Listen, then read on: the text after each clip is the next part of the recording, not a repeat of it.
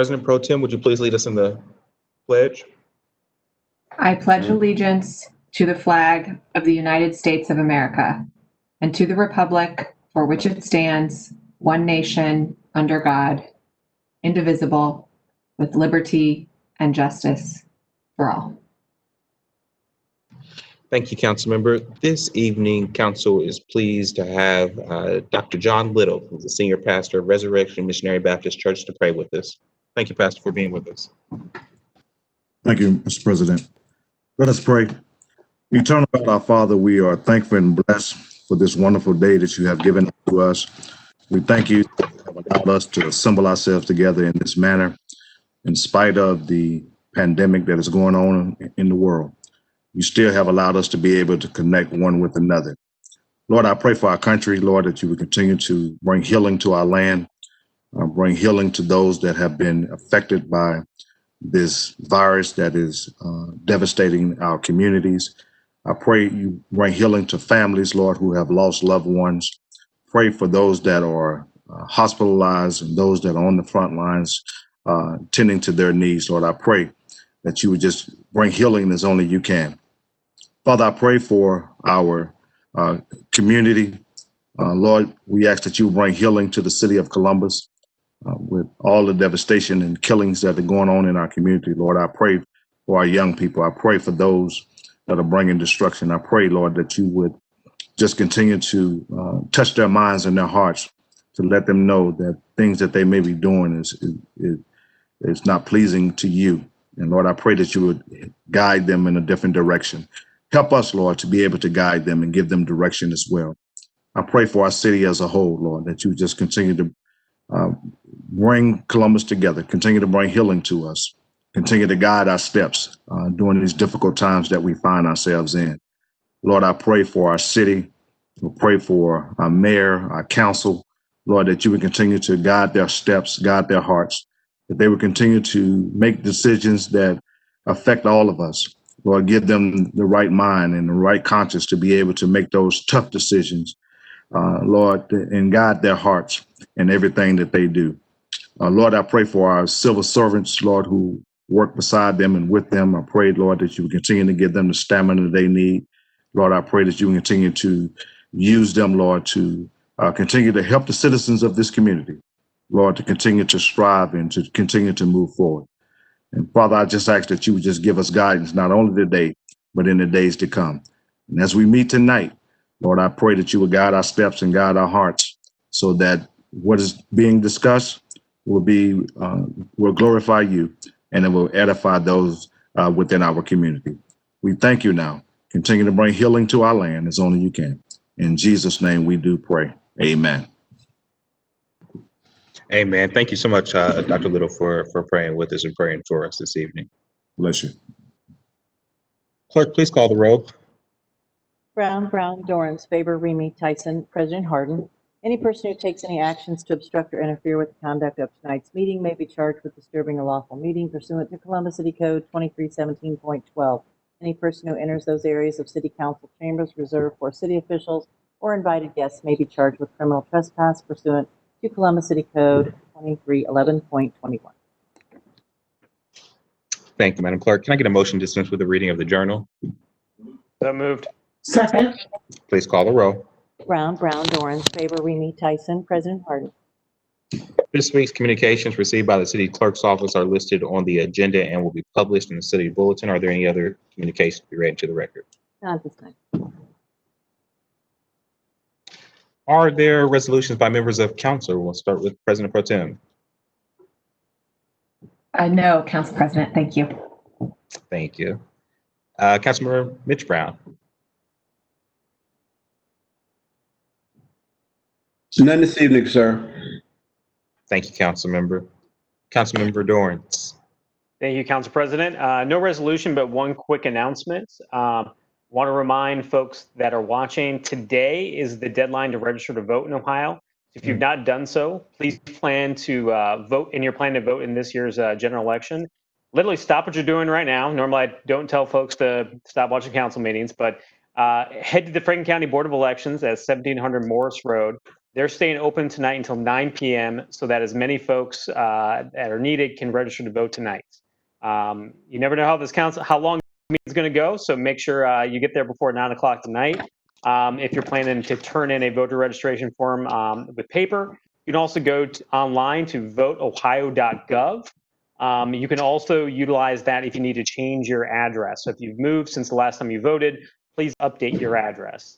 Tonight is literally the last opportunity folks to either have to register to vote in this year's election or to change their address. So please make sure to take advantage of the time that's remaining. So with that, that's all I have this evening. Thanks, President Harden. Thank you, Councilmember Dorrance, for that reminder for everyone to register and to vote Save Columbus. Councilmember Favor. Thank you, Council President Harden. Tonight I have Resolution 0149X-2020 to declare the month of October 2020 to be Domestic Violence Awareness Month in Columbus, and to recognize choices for victims of domestic violence for their ongoing efforts to raise awareness for domestic violence prevention. Thank you to my colleagues, Councilmember Mitchell Brown and Councilmember Priscilla Tyson, for co-sponsoring this resolution along with me this evening. Domestic violence impacts men, women, and children of every age, background, and belief. Nearly 1 in 3 women and 1 in 4 men in the United States have suffered abuse from an intimate partner.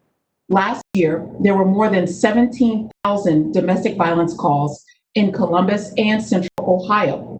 Choices is part of the Lutheran Social Services family of programs, and Choices for Victims of Domestic Violence has a mission to interrupt the cycle of domestic violence by responding to those in need, educating our community, and advocating for social change. Before I turn it over to Sue Villalalo with Lutheran Social Service, I'd like to invite Councilmember Mitch Brown and then Councilmember Tyson to say a few words. Councilmember Brown, excuse me. Thank you, Councilor Favor. It is time, in this difficult time right now involving isolation and anxiety, it's important to highlight the impact of choices, especially on those most vulnerable in our community. You just gave the statistics, which are alarming. And it's important that those experiencing domestic violence or that they know someone who may be suspected involving domestic violence, that they contact Choices, that there are alternatives for folks out there. And I appreciate you taking the time to acknowledge this very, very important issue. Thank you, Councilmember Favor. Thank you, Councilmember Brown. Councilmember Tyson? Thank you, Councilmember Favor, and also Councilmember Brown, and also our other council colleagues. Thank you for bringing this resolution to the floor this evening. It's certainly important, especially during COVID, where individuals are now in environments where they are certainly more isolated in their households, and so and with all the challenges that are certainly happening with COVID, if there certainly is a tendency to be able to have more issues going on in the household. So I am very appreciative of an organization like the Choices to be able to provide services to our residents. And I know that Councilmember Brown just shared some the information on how to contact Choices. But again, I thank you for bringing this resolution to the floor. And it is so important. We do not want anyone to be able to be in a household right now where they are at risk. So thank you very much, Councilmember Favor. Thank you, Councilmember Tyson. Sue, the floor is yours.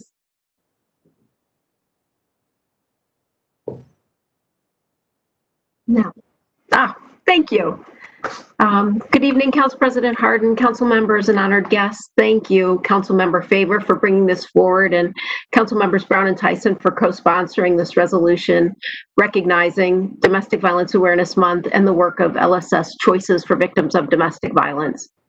I'm not certain if he is joining us right now, but I really feel I would be remiss if I didn't take a moment to thank City Attorney Zach Klein.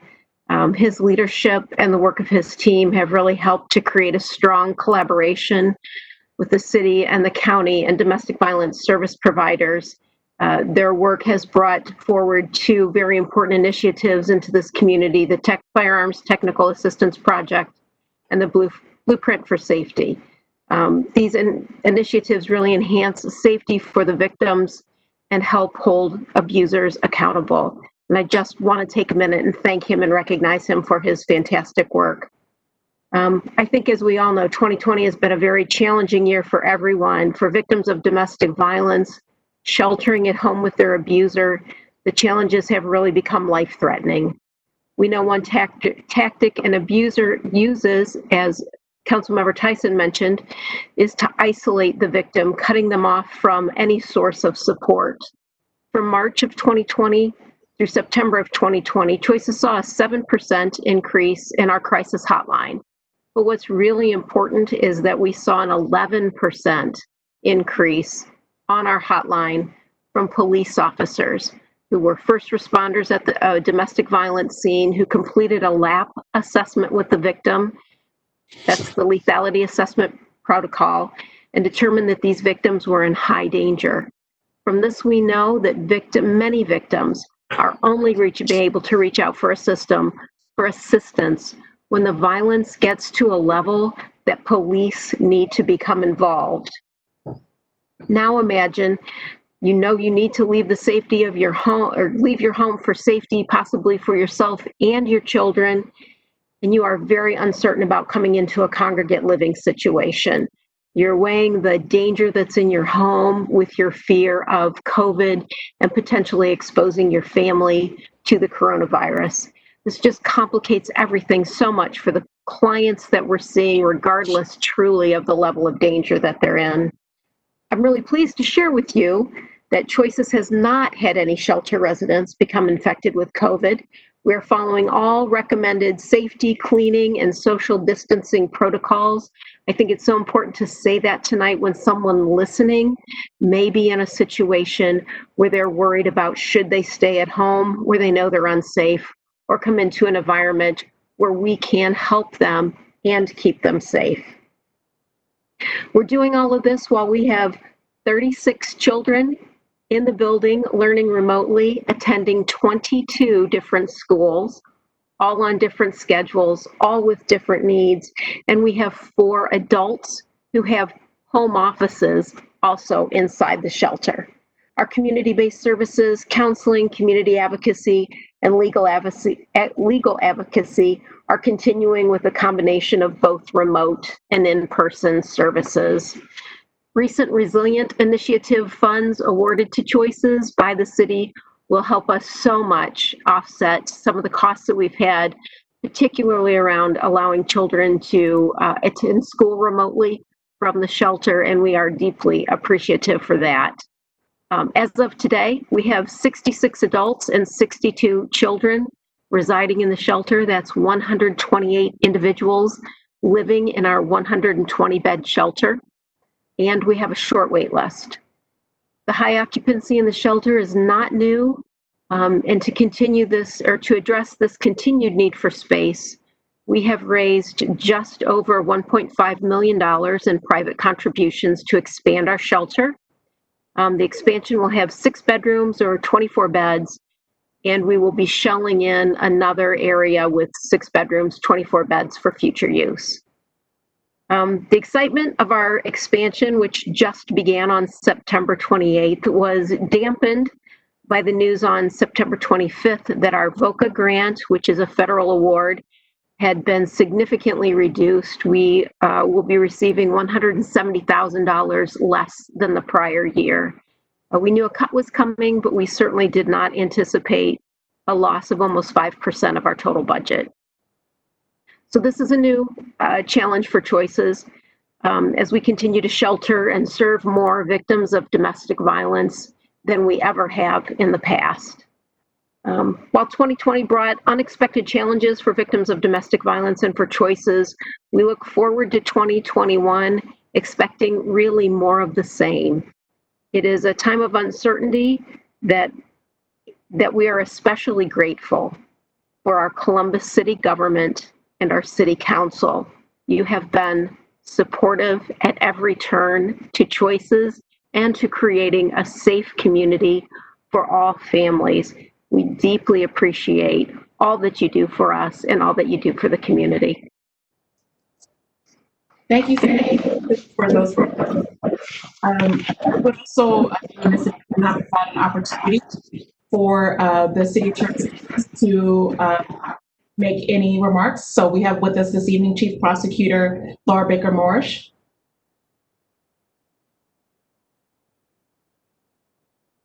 Good evening. Can you hear me? Yes, ma'am. Thank you, Sue Villallo. It was kind words directed towards City Attorney Klein. We've always had an extensive partnership with Choices, and we're very excited about Blueprint for Justice. As much as it's sobering every October to think about domestic violence awareness and where we've been and where we're going and the added challenges of COVID, I think that Blueprint is something that's really going to help the City of Columbus further assist victims of domestic violence during this time. I know there's going to be a formal announcement about it tomorrow, but we thank you for the recognition and for the continued partnership, and we look forward to continuing that in the year to come. Thank you. And with that, do me and my colleagues, my apologies, have any comments they'd like to make? If not, I would move for passage. Second. Please call the roll. Brown, Dorans, favor, Remy Tyson, President Harden. Adopted. Thank you. Councilman. Thank you. That's all I have, Council President. Thank you. Thank you. Councilmember Remy. Thank you so much, Council President Harden. I have one resolution this evening, ordinance number 147X 2020, to declare October 2020 as Breast Cancer Awareness Month in the City of Columbus, and to recognize the James Cancer Center and Solab Research Institute at The Ohio State University for their advocacy and efforts to raise awareness regarding breast cancer in Columbus and Central Ohio. Each year, more than 230,000 American women are diagnosed with breast cancer in the United States. It is estimated that 276,480 new cases of invasive breast cancer will be diagnosed in women in 2020 alone. And the risk of developing breast cancer increases with age. About 80% of women diagnosed with breast cancer each year are ages 45 or older, and 43% are ages 65 or above. And there have been numerous studies which have shown that early detection saves lives and increases the options for treatment. And breast cancer is a more curable disease than it was 30 years ago due to increased awareness, improved treatment options, as well as improved mammography screenings, which help detect breast cancer early. 1 in 8 women will develop breast cancer in their lifetime. And although it's the second most diagnosed cancer in women behind skin cancer, the 5-year survival rate is more than 90% for breast cancers detected early thanks to enhanced screening and prevention methods, as well as new, individualized, and targeted therapies like those discovered the James Cancer Center and the James Cancer Center and Solab Research Institute. There are more than 3.1 million breast cancer survivors living in the U.S. today. The James Cancer Center and Solab Research Institute believes that there is no routine breast cancer and is consistently paving the way in learning more about what causes breast cancer, leading to even more highly targeted prevention, care, and treatment. Now be it resolved by the Council of the City of Columbus that this council does hereby recognize the importance of Breast Cancer Awareness Month and salutes the James Cancer Center and Solab Research Institute at The Ohio State University for their work at raising awareness regarding breast cancer in Columbus and Central Ohio. This evening, we are pleased to have Bill Farrer, the Chief Executive Officer of the James Cancer Hospital and Solab Research Institute. Bill, the floor is yours.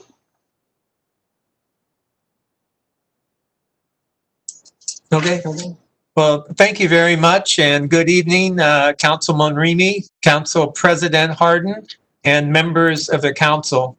I do truly appreciate the opportunity to come tonight and to share with you some very important findings about breast cancer, but more important, of recognizing Breast Cancer Awareness Month.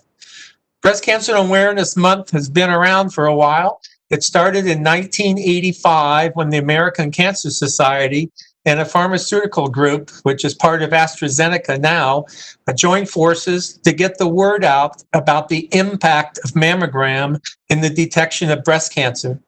This was also encouraged by Betty Ford, who had breast cancer discovered during President Ford's term in office, and did speak at the first breast cancer awareness convention.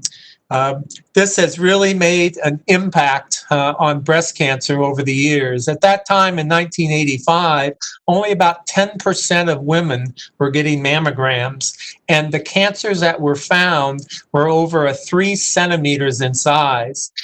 So at that time, mammogram was detecting cancers, but did not have a great impact on how patients did. We have made tremendous progress since that time, and breast cancer awareness continues to make even more of an impact. It's very evident at the Stephanie Spielman Breast Center, where the month of October and spilling over into November, we have a 20 to 25% increase in patients getting screening mammograms. So it still makes an impact today, this month of October being Breast Cancer Awareness Month. Excuse me. We have made tremendous progress, however. If you look at screening mammograms being done today, that the size of the tumors are a little bit over 1.2 centimeters, substantially decreased in size. And as you all are aware of, size makes a big difference in ultimate outcomes. And as you heard earlier, the prognosis of breast cancer now, people who get breast cancer, over 90% live. And that's phenomenally different from what it was 30, 35 years ago. The difference is not just in the technique of the mammogram, which it is. Our mammogram machines are many times better than what we had in 1985. But a mammogram is just a mammogram.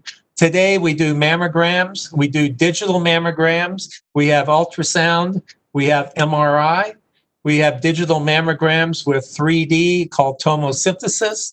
We have ABUS procedures, which is looking at the entire breast by ultrasound, as well as contrast mammography. So all of these tests, when you put them together, really misses only about 5% of cancers, which is a tremendous advance, which has just come about in the last 5 to 10 years. So again, all of this is the reason to get a screening mammogram. And October is a great month to do it, although it may be a little bit crowded. As many as you know, we advertised many years at the James that there's no routine cancer. And this really applies to breast cancer. Over the last 15 to 20 years, we've really been able to identify subtypes of breast cancers that don't do well. They're very aggressive. You've probably heard of triple-negative breast cancer and possibly HER2 positive breast cancer. Both of these are subtypes of breast cancer where the cancers are really aggressive and metastasize early on. And this is the type of cancer that we've had great success with if detected early. We have chemotherapy that works extremely well in these tumors. And in fact, 50 to 60% of the time, you may have a 2 or 3 centimeter tumor that after chemotherapy, it's gone. We still find little pieces of the tumor in the breast. But it just tells us again that the early detection is extremely important, even in these aggressive cancers. So I would like to thank the Council for recognizing Breast Cancer Awareness Month. If this recognition sends one person out to get a screening mammogram, it may have saved a life. But thank you again for letting me talk briefly about Breast Cancer Awareness Month. I've been treating breast cancer for 45 years, and I have seen tremendous advances, not only in, as I described, the type of mammography and the ways we have to screen patients, but in regards to survivorship. You heard earlier that we have over 3 million breast cancer survivors living in this country. This truly is a fantastic success story, but it has to start with a woman getting a screening mammogram. So thank you to the Council for recognizing this month, and I appreciate the opportunity to come and share some insight on breast cancer. Thank you very much. Thank you so much, Dr. Farr. As a spouse of a BRCA1 previvor, my wife became aware that she was BRCA1 positive about 18 years ago and had a double mastectomy in 2018. This is something that's near and dear to my heart, and of course, our family's heart. We know now that her 85% risk of developing breast cancer has been diminished down to almost nothing. So early detection, regular screenings, all of these things play into a very important piece to help to avoid breast cancer. Do any of my colleagues have any questions or comments this evening?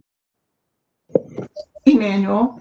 Yes, Councilmember Tyson. Councilmember Remy, I first I want to say thank you for bringing this resolution to the floor, but I also want to give thanks to the James Cancer Center and James Cancer Center and SOLA for being in our community and having a resource for the women in our city. And I also want to say a special thank you to Dr. Farr for his 45 years of service of focusing on breast cancer and helping our community and the families in our community to be able to, when they get a diagnosis that no one, I think, ever would want to hear, that certainly we know that we have him and the physicians and all the medical professionals at the James to be able to help families get through a very difficult time. So thank you so very much.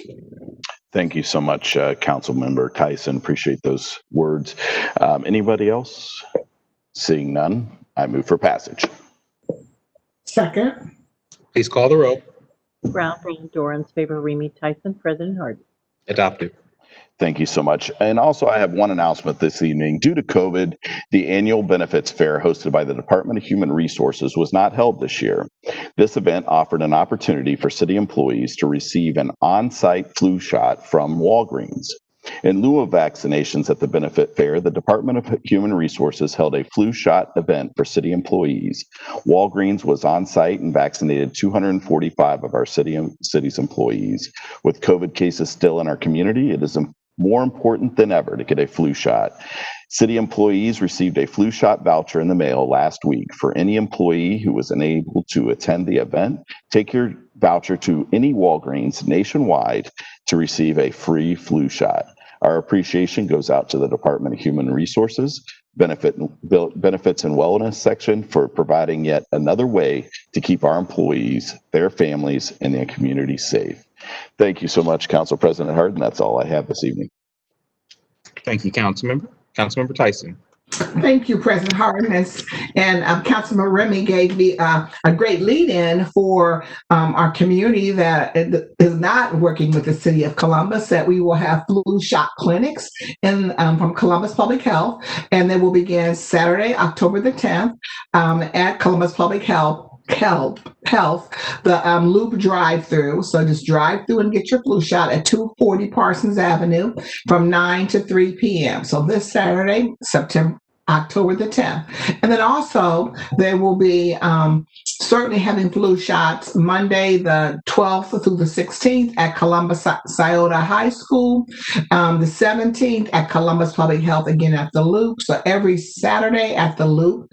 And then we'll also be at Briggs on the 19th to the 23rd.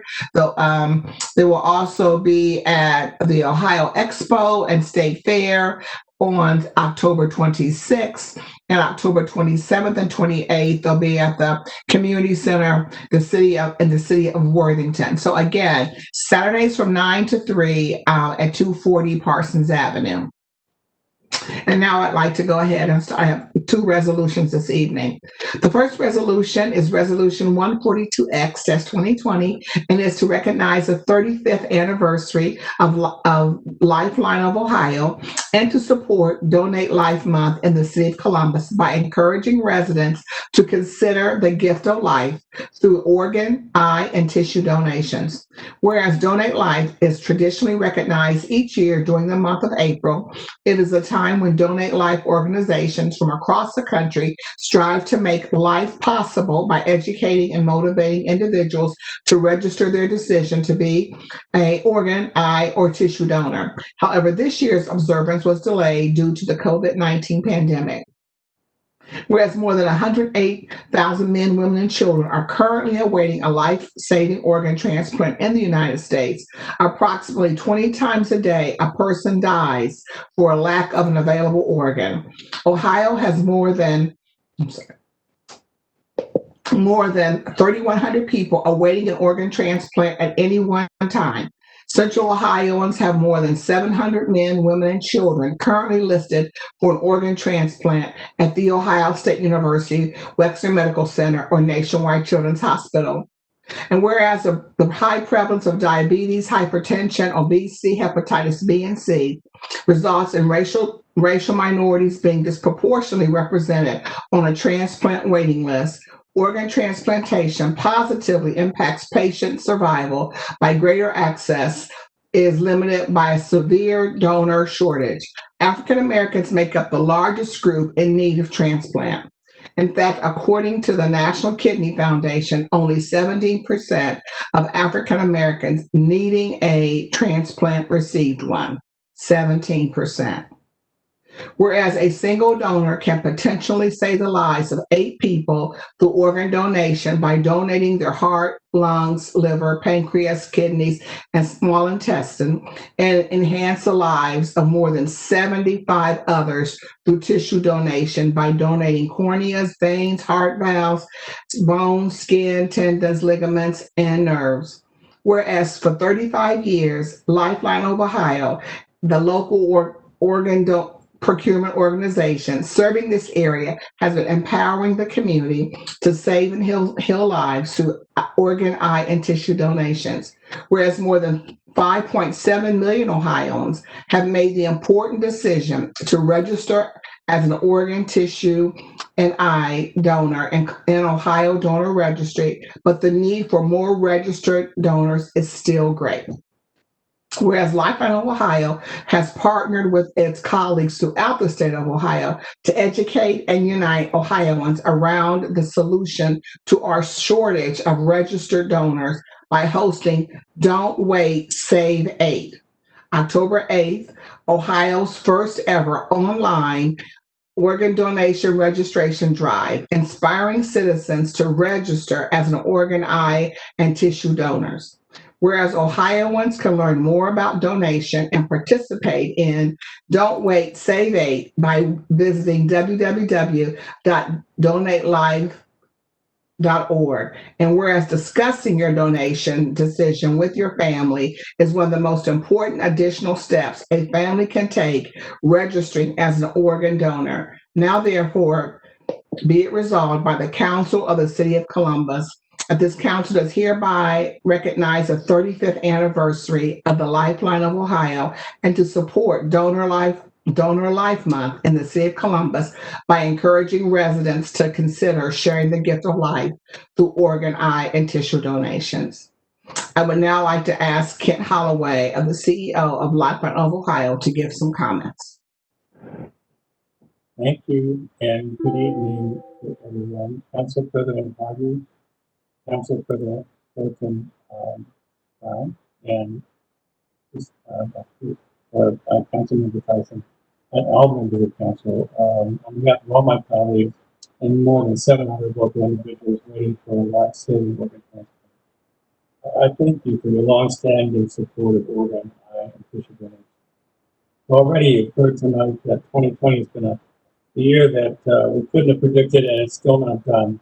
So despite the many challenges that faced us in this time of COVID-19, and I'm pretty proud to share that our organization has sustained its work and practices and ensures that those who need a transplant are given the second chance at life. Although the national donor community has seen organ transplants grow 44% in the last 6 years, there are still thousands who wait. The list continues to grow rapidly. We must acknowledge also that 60% of those waiting are from a multicultural background. And we know that people are disproportionately affected by access to healthcare and illness that lead to. We recognize that we have to recognize that we empower members of the multicultural community to saving their lives. We have to first acknowledge pain, cultural trust, and provide support to help improve their overall health and wellness. Lifeline of Ohio is committed to making change, and we look forward to updating the council on our efforts in this area. On a statewide level, more than 3,000 Ohioans are waiting for a life-saving organ transplant. And to educate and unite Ohioans around solutions, Donate Life Ohio and a coalition of the state's organ, eye, and tissue recovery agencies will host Don't Wait, Save It on October 8th, Ohio's first ever online donation registration drive, as we just mentioned. And that's to encourage citizens to register with organ, eye, and tissue drive. The inspiration for the date came from the important facts about organ donation. Every 10 minutes, someone is added to the National Transplant Waiting List for life-saving organ transplant. 1 organ donor can save up to 8 lives. And 20 people each day die in the United States due to a lack of available life-saving. That's 20 men, women, and children.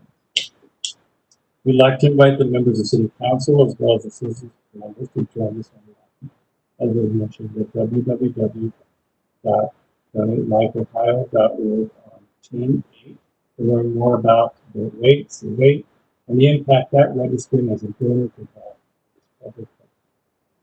Again, thank you very much for the opportunity.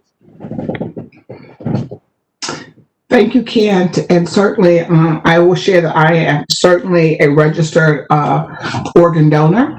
And as you stated just today about the importance of certainly needing more individuals of color to really consider being a organ donor. And so if there aren't any questions or comments or from my colleagues, I move for adoption. Second. Please call the row. Brown, Dorans, favor, Remy Tyson, President Harden. Adopted.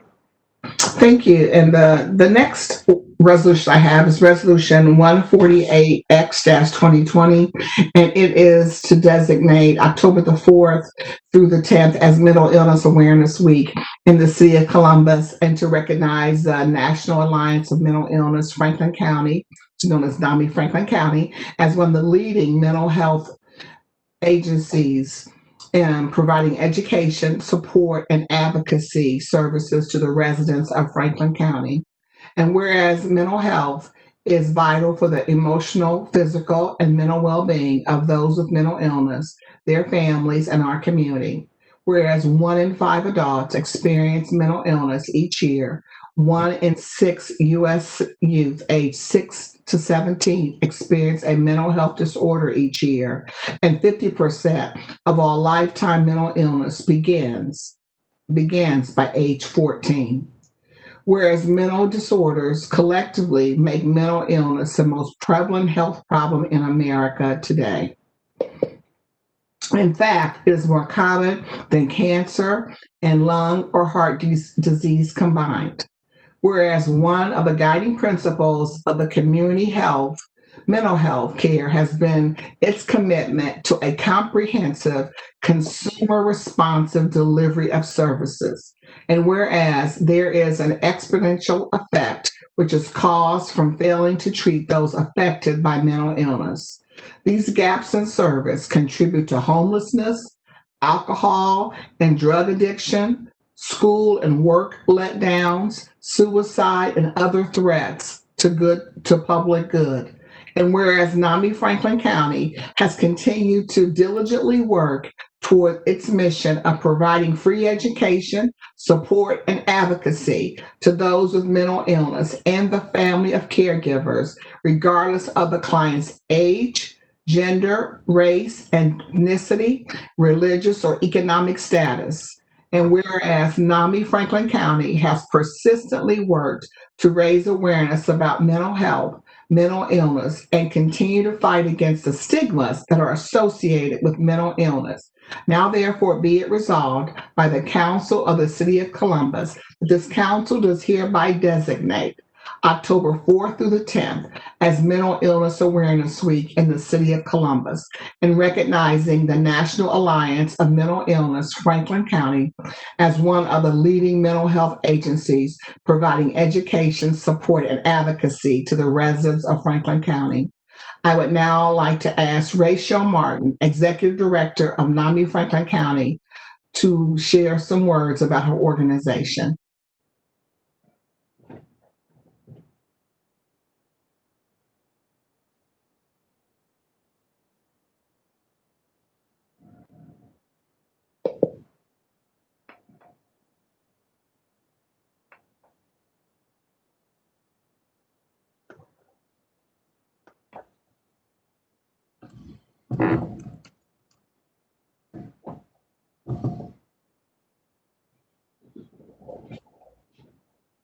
I can't.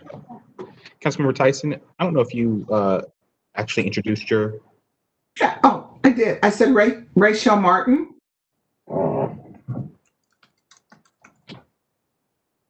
Is Rachel on the line with us?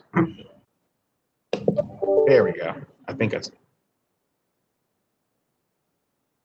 It's Martin. I don't think we can. We still can't hear you. I see you're off mute though.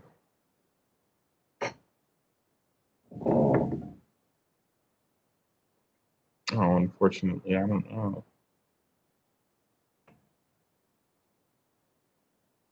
You can't hear her? No, ma'am.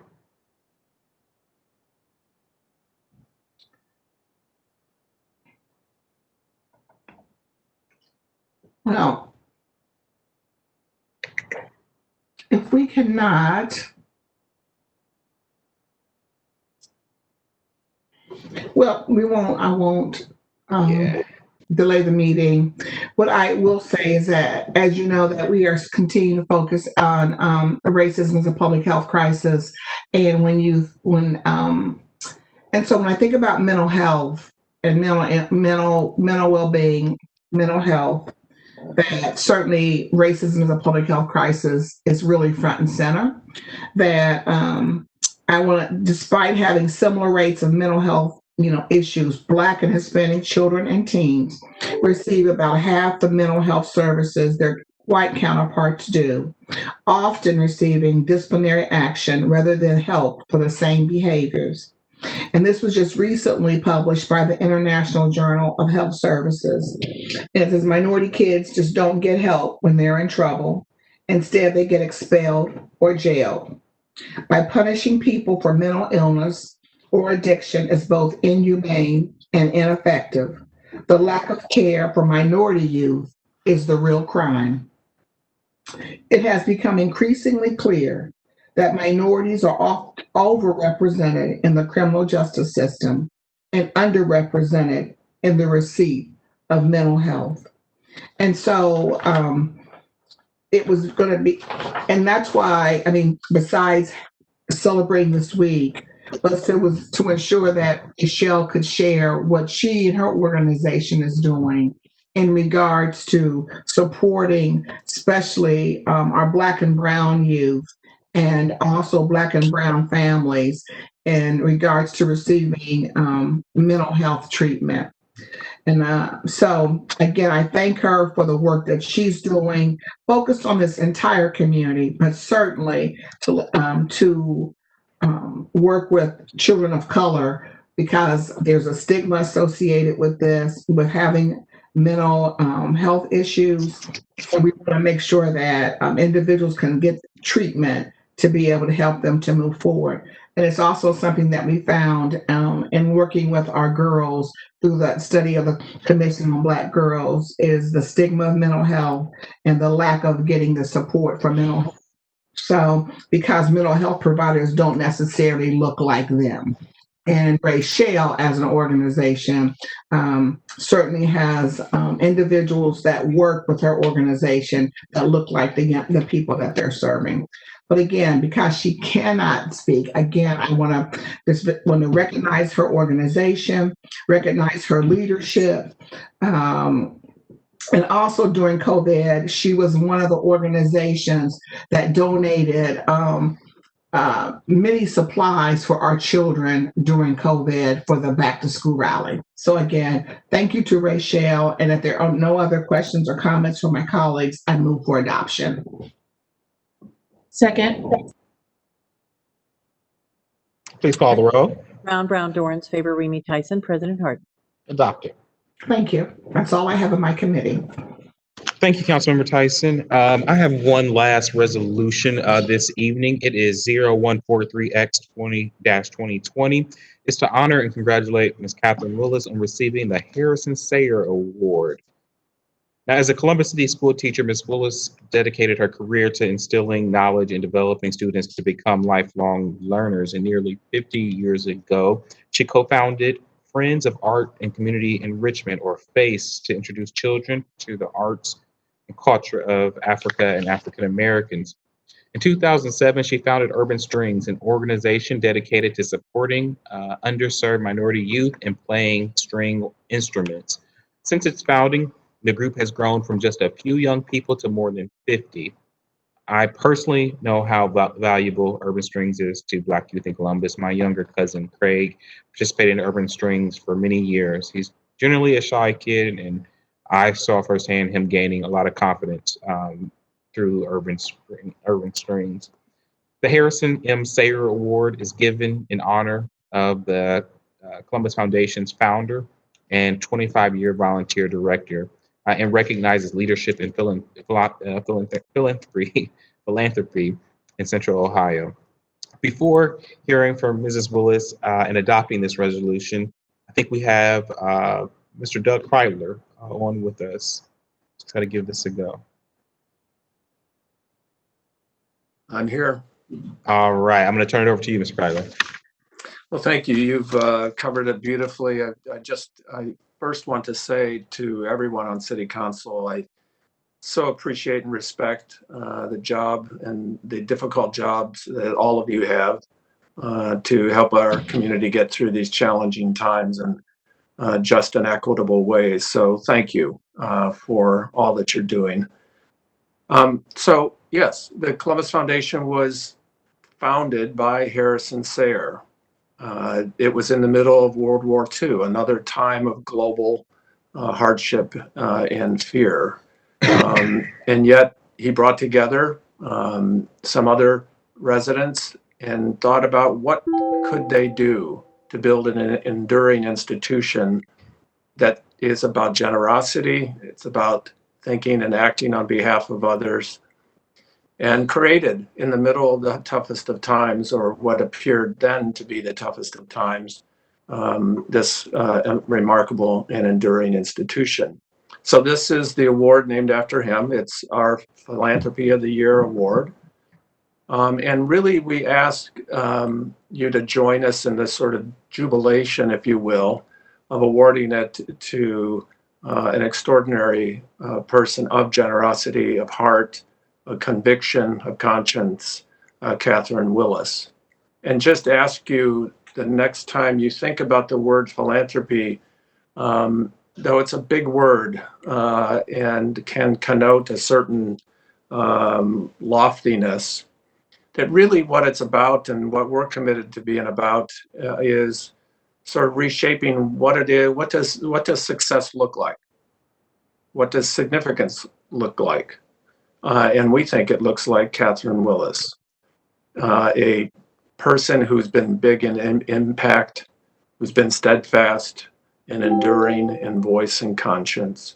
And with that, I want to celebrate again Catherine, who I'm thrilled to say is on with you, and yield to Catherine for her remarks. Thank you. Thank you. Pardon me, can you hear me? Yes, ma'am. Yes. Oh, wonderful. Council President Harden and other council members and my dear Doug Kreidler, thank you so much for this special resolution. I accept and share it with all of the parents and the musicians and the friends and the associates who helped me make a difference in our community through their donations and their prayers and their volunteering and their support. Thank you so much. Thank you to Doug and to certainly Ms. Willis. I agree the words success and significance are synonymous with Ms. Catherine Willis. And it is our privilege to bring this resolution for this evening to honor your lifelong philanthropy. Are there any comments by my colleagues? Council President Hart, I just have to say something. I Yes, have known ma'am. Mrs. Willis a very long time, and just want to say congratulations to her. She is so deserving of this award, and just appreciate her overall commitment to our community, and especially to the young people in our community. They could not have picked a better choice this year. Congratulations, Mrs. Willis. Thank you, council member. Seeing no other further comments, I move for adoption. Second. Please call the roll. Brown, Dorans, favor, Remy Tyson, President Harden. Adopted. Congratulations, Ms. Willis. All right. Are there any comments by our elected officials, members of the administration, our city auditor, our city attorney, our municipal judges? Seeing none, are there any requests by members of council for the removal of ordinance or resolutions from the consent portion of the agenda? Seeing none, may we now have a motion to waive reading of the 30-day titles of 30-day legislation by the city clerk? So moved. Second. Please call the roll. Brown, Dorans, favor, Remy Tyson, President Harden. Thank you, Madam Clerk. Will the clerk now read into the record the ordinance numbers of 30-day legislation on tonight's agenda? Finance Committee, ordinances 2088, 2109, 2121, 2174, 2175, 2196-2020. Recreation and Parks Committee, ordinance 2053-2020. Public Utilities Committee, resolution 140X-2020, ordinances 2067, 2068, 2072, 2074, 2078, 2107, 2108, 2110, 2119, 2128, 2156, 2152, 2167, and 2179-2020. Housing Committee, ordinance 2171-2020. Economic Development Committee, ordinance 2133-2020. Administration Committee, ordinance 2082-2020. Zoning Committee, ordinances 2199, 2211, 2215, and 2216-2020. Thank you, Madam Clerk. I don't see any speakers on the consent portion of the agenda. The following ordinance appear on our agenda as our first reading. I apologize. The following ordinance appear on our agenda as consent actions. Will the clerk now read those into the record? Resolutions of expression 146X and 145X-2020. Finance Committee, Resolution 134X-2020. Ordinances 1945, 1977, 2084, 2100, 2113-2020. Recreation and Parks Committee, ordinances 2048, 2049, 2051, 2052, 2054, 2055, 2060, 2061, 2063-2020. Public Safety Committee, ordinance 2076-2020. Public Utilities Committee, ordinances 1936, 1988, 2011-2020. Technology Committee, ordinances 2089 and 2185-2020. Public Service and Transportation Committee, ordinances 1658, 1695, 2004, 2007, 2075, 2087, 2140-2020. Housing Committee, ordinance 2194-2020. Criminal Justice and Judiciary Committee, ordinances 2080, 2169-2020. Economic Development Committee, resolution 121X-2020. Ordinances 1929, 2189-2020. Health and Human Services Committee, ordinances 1844, 1891, 1897, 2019, 2101, 2102, 2134, 2253, 2254-2020. Thank you, Madam Clerk. Are there any questions or comments from my colleagues on the consent or first reading portion of the agenda? Seeing none, may I now have a motion to approve these items designated as consent actions? So And Councilmember Remy seconded. Clerk, please call the roll. Ms. Brown? Yes, except for 2253-2020, on which I am abstaining. Mr. Brown?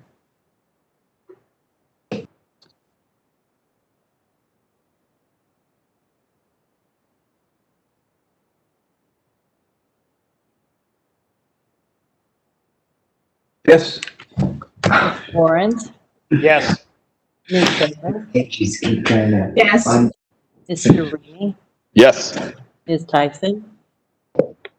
Yes. President Harden? Yes. Ordinances are passed with the noted exceptions. As I do at the beginning of every council meeting, I want to just go over our COVID numbers.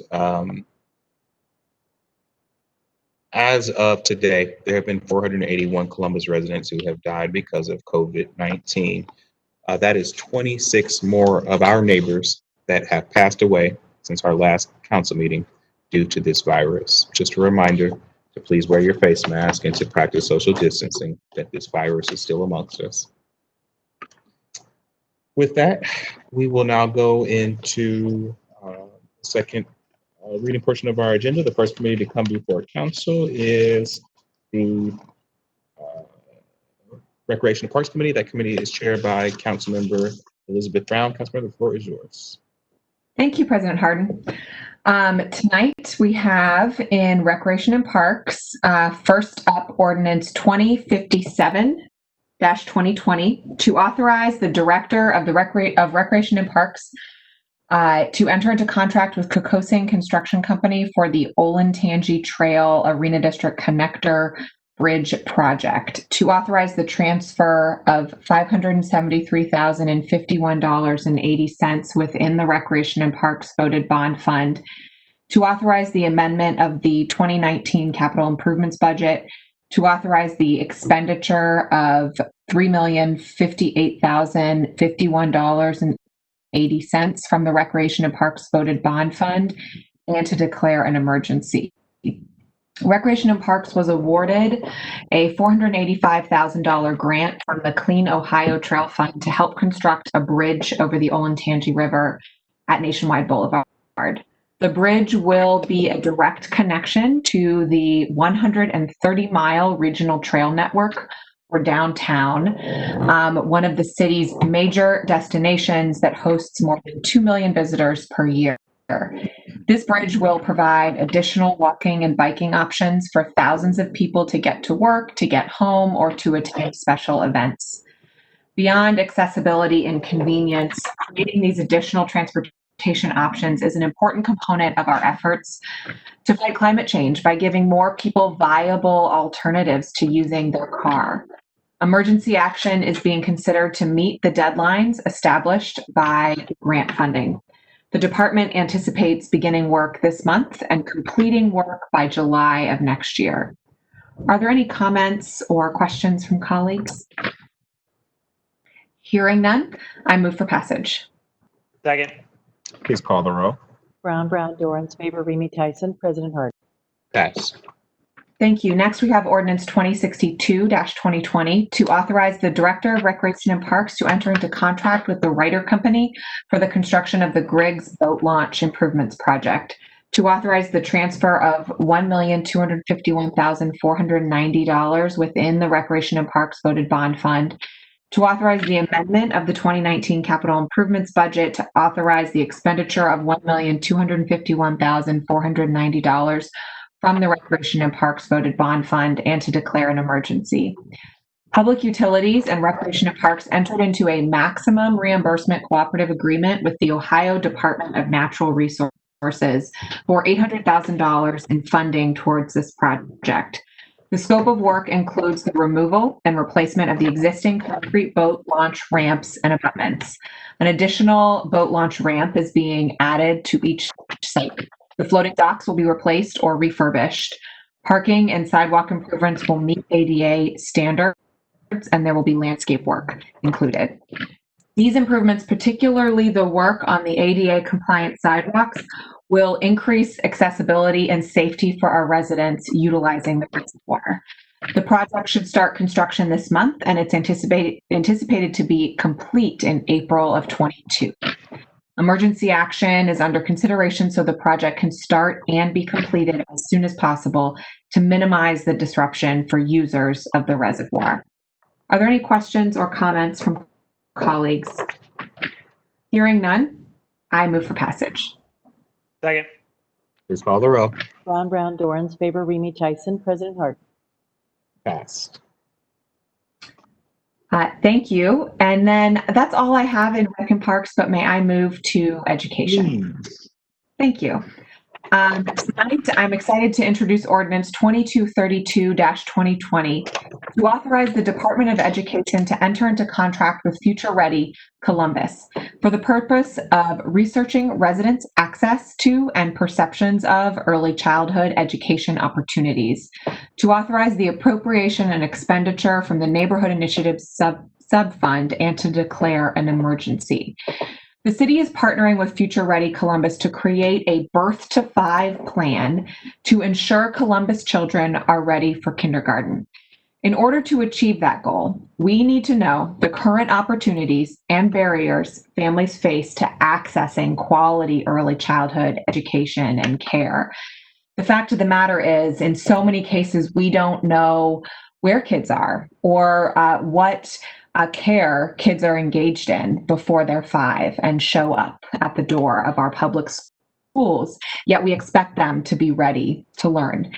So through this funding, Future Ready will work with the Crane Center for Early Childhood Research and Policy to collect firsthand data from families they will interview and directly talk to. The firsthand data needed to better understand the early childhood landscape in Columbus. Future Ready will work with the Crane Center to fully integrate this research they perform into the Birth to 5 plan being developed. During the COVID-19 pandemic, the vital role that childcare plays in supporting families and our whole economy became clearer than ever. Parents can't go to work or get back to work to support their families if they don't have access to safe places for their kids to learn and develop during the workday. But frankly, it was a system that wasn't set up very well in the first place, as many families have long struggled with access to high quality care that they can afford before the pandemic. And we allow this to persist really at our own detriment, to our own detriment. Childcare should be supported like the vital infrastructure that it is. And through this study, we are continuing to move closer to that goal of how we can best support the childcare needs of every family and every child in our community and set us up for long-term success and equitability in our city. Emergency action is being considered to allow Future Ready to begin this work with the Crane Center as soon as possible, to complete it next spring, and incorporate it into the large-scale Birth to 5 plan Future Ready is engaged in. Are there any? I'm sorry for the flashing lights. I literally have no idea why that's happening. Are there any questions or comments from colleagues? Hearing none, I move for passage. Second. Please call the row. Brown, Dorans, favor, Remy, Tyson, President Harden. Passed. Thank you so much, President Harden. That is all I have in my committees tonight. Thank you, Madam Chair.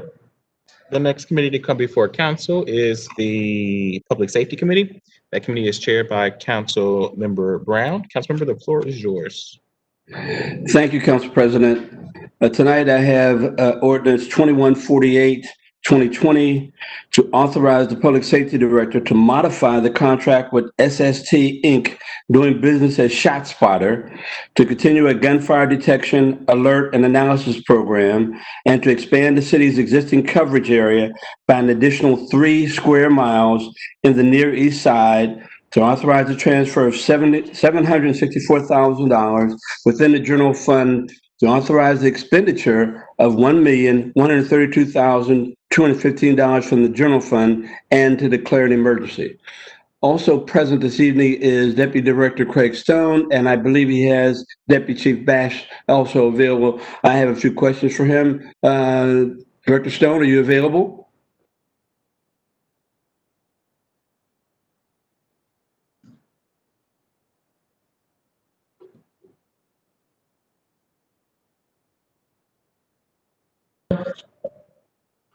I'm sorry? Can you hear me now? Yes. Okay, President Harden, Pro Tem Brown, Chair Brown, and council members, Deputy Chief Bash has joined us, and I would like for him to respond and provide background on this legislation, and also he's available to answer any questions. Thank you. Chief Bash?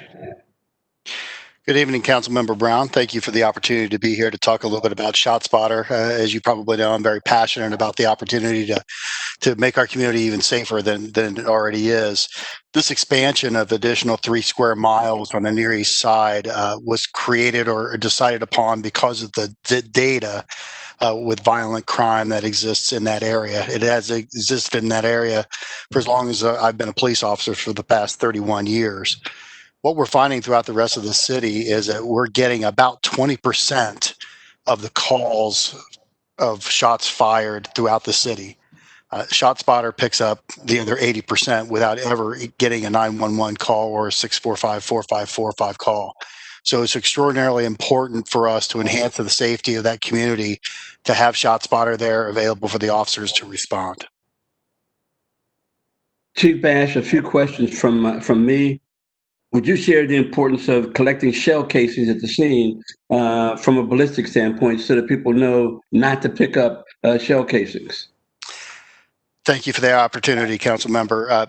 Shell casings are much like fingerprints. They can identify a firearm from the millions of firearms that are fired all over the country. That allows us to match up the firearm and ultimately a person responsible to multiple crimes throughout our city. We have firearms that move from locations on the hilltop to Linden because individuals are willing to travel to these places to commit crimes.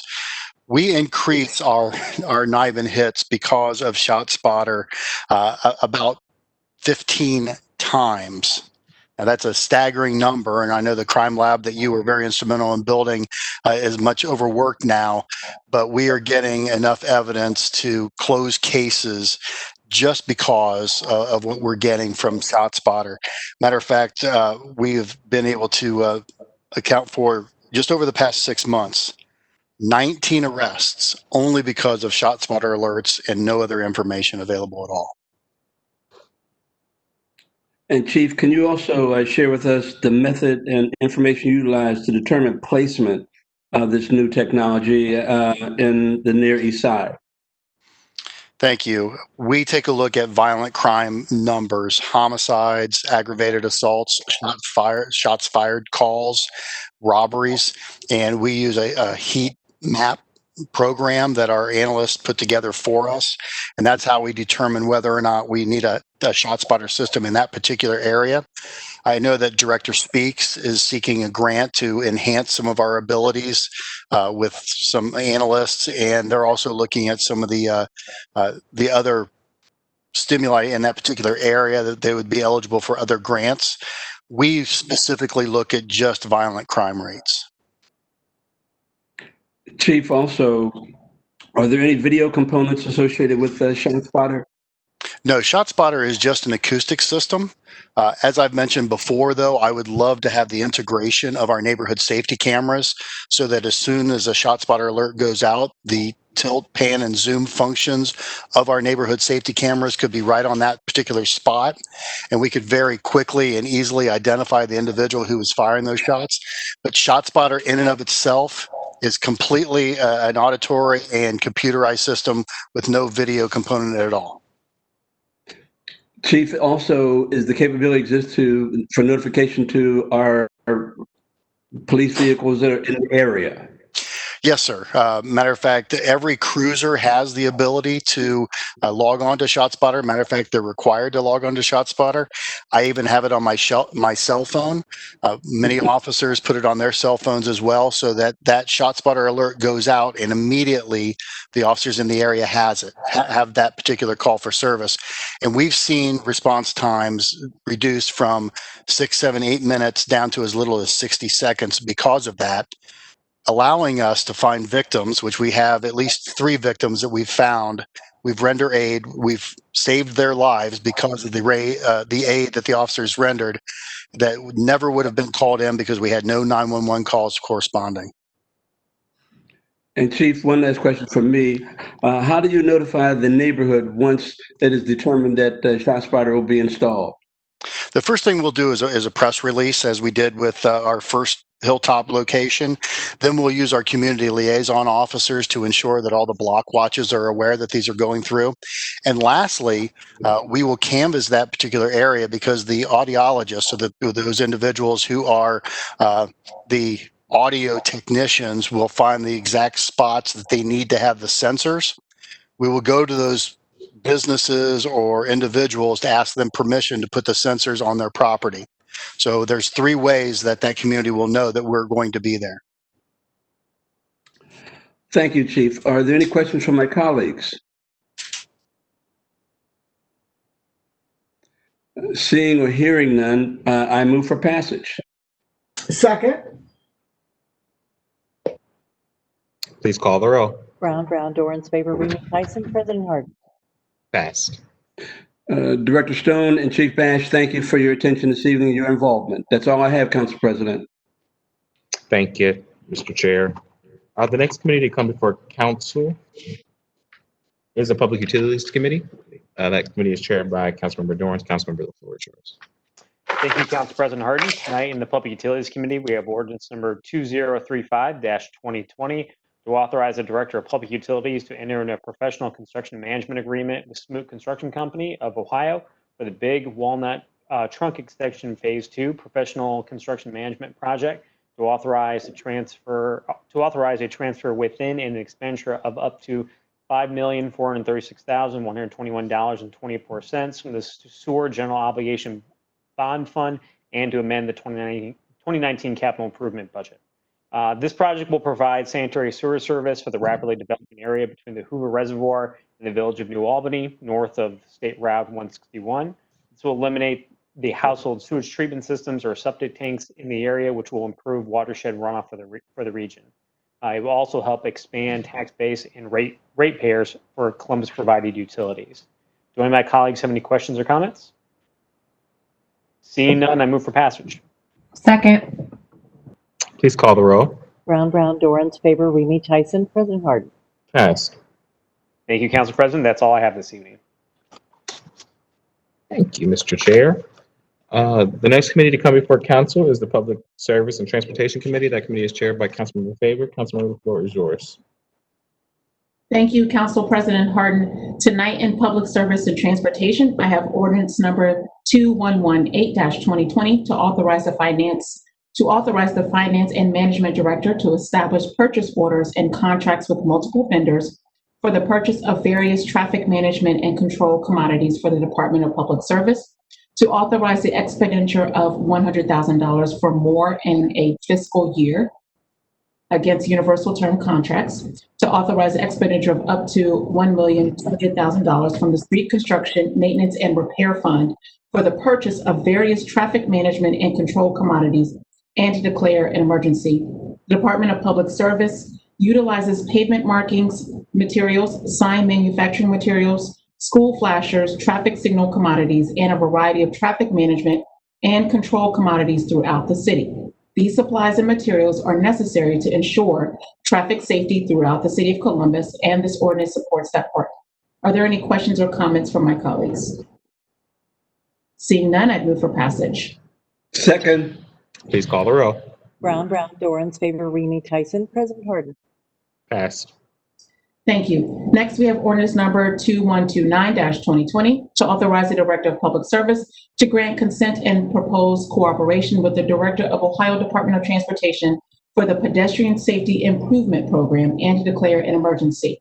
This ordinance represents a partnership with ODOT for pedestrian safety improvements. I'd like to turn it over to Assistant Director Randy Borntrager of the Department of Public Service to provide additional comments. Randy? President Harden, Councilmember Favor, thank you for having us today. This legislation improves pedestrian safety improvements at 19 different locations, and expedites improvements there that include striping, curb ramps, median islands, curb extensions, and a variety of other safety applications that fall under our Vision Zero program, and hotspots identify data as well as 311 to look at input.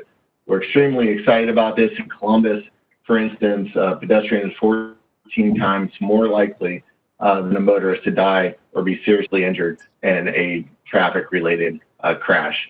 And we have about $2.5 million that were allocated through ODOT that we're looking to go into design and construction in a very short term, with construction happening next year.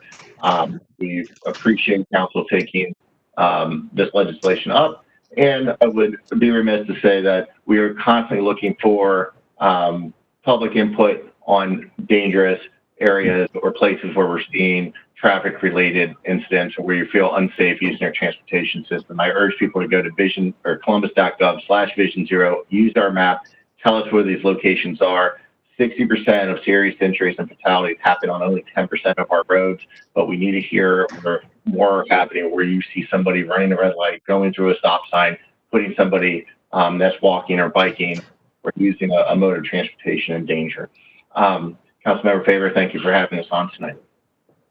Thank you, Randy. Are there any questions or comments from my colleagues? Seeing none, I move for passage. Second. Please call the row. Brown, Dorans, favor Remy Tyson, President Harden. Passed. Council President, that's all I have in public service. May I move on to housing? Please. Tonight in housing, we have ordinance number 2168-2020 to create the Far South Community Reinvestment Area and to authorize real property tax exemptions as authorized by sections 3735.65 to 3735.70 of the Ohio Revised Code. Last week, I hosted a public hearing to review the CRA proposals that are coming before council today. The South CRA is associated with a project from Herman and Kittle, who will be developing Windmiller Point, a 248-unit development that will be affordable between 50 to 70% AMI for all units. 15% of the units within this development will be targeted for supportive services, including rent, food, utility, and material assistance. Additionally, the developer has been coordinating with the Department of Public Utilities and has agreed to cover costs for building over 2,400 feet of new sewer line. Director Stevens, do you have any additional comments on the CRA proposal? Thank you, President Harden, Chair Favor, members of council. I have no additional comments, but I'd be happy to answer any questions. Thank you, Director. Are there any questions or comments by my colleagues? Seeing none, I move for passage. Second. Please call the row. Brown, Dorans, favor Remy Tyson, President Harden. Passed. Thank you. And next we have ordinance number 2170-2020 to create the 161 Community Reinvestment Area and to authorize real property tax exemptions as authorized by sections 3735.65 to 3735.70 of the Ohio Revised Code. The 161 CRA is associated with a project from the National Church Residences, who is developing Salem Village, a 76-unit development that will be affordable at 60% AMI for seniors age 62 and above. As with other recent National Church Residences projects, Salem Village will be equipped with Wi-Fi for residents. This project was also a recipient of 4% low-income housing tax credits from the Ohio Housing Financing Agency, as well as HUD supportive housing for the elderly funding. Director Stevens, do you have any additional comments you'd like to make? I do not. I'd be happy to answer any questions. Thank you. Are there any questions by my colleagues? Seeing none, I move for passage. Second. Please call the row. Brown, Dorans, favor Remy Tyson, President Harden. Passed. Thank you. And last, Council President, I have one piece of legislation in rules and reference. Yes, ma'am.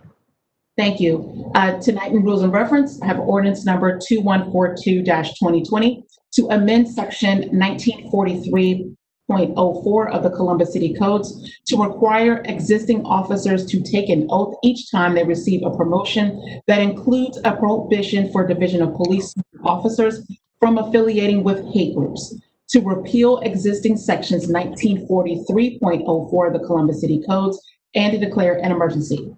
Back in July, Council passed legislation prohibiting officers from affiliating with hate groups. This amendment adds language that clarifies that the oath provisions apply to both new officers and existing officers who receive a promotion that would require the officer to be sworn into duty in the new capacity. All officers, new and existing, are still held to the prohibition under the code, regardless of promotion status. Are there any questions or comments by my colleagues? Seeing none, I'd move for passage. Second. Please call the row. Brown, Dorans, favor, Remy Tyson, President Harden. Passed. Thank you. That's all I have. Thank you, Madam Chair, and thank you for your work on that last piece of legislation. It shows that we can continue the reform in a good way. And so I appreciate your leadership and appreciate everyone's work on that. We have 2 minutes before break. Let's go ahead and get started. Councilman Remy.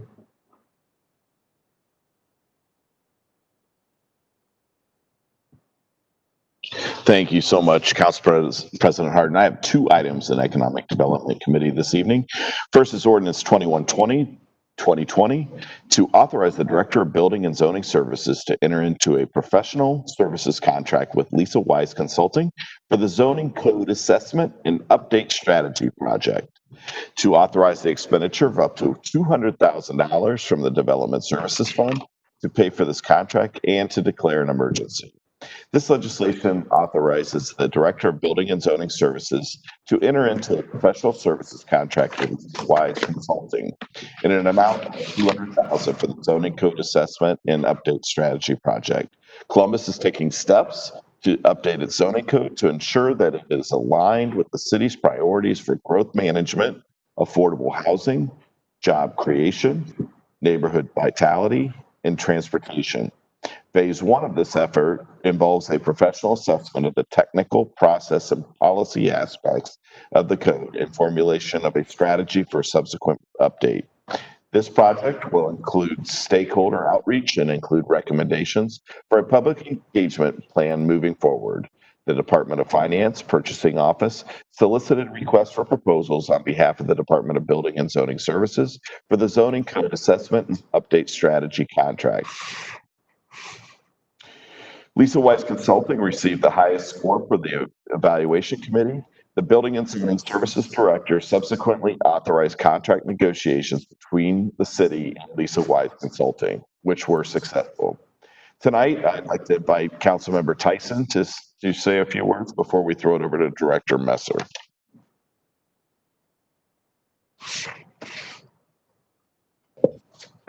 Councilman Remy, I'll just ask Director Messer to speak now. Thank you. Thanks. Director Messer? Yes, Councilmember Remy, President Harden, other members of council. Thanks very much for the opportunity to speak about this pretty exciting initiative that's relating to our zoning code.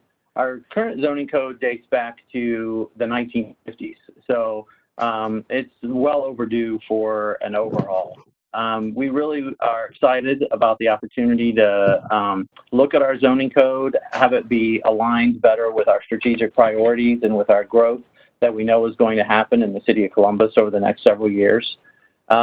We have the opportunity to take a look at our zoning code and make it more strategic to help us with some of the initiatives we're going to be faced with around transportation and different density areas and mixed-use development. So we're just really excited about a number of different things that we can take a look at.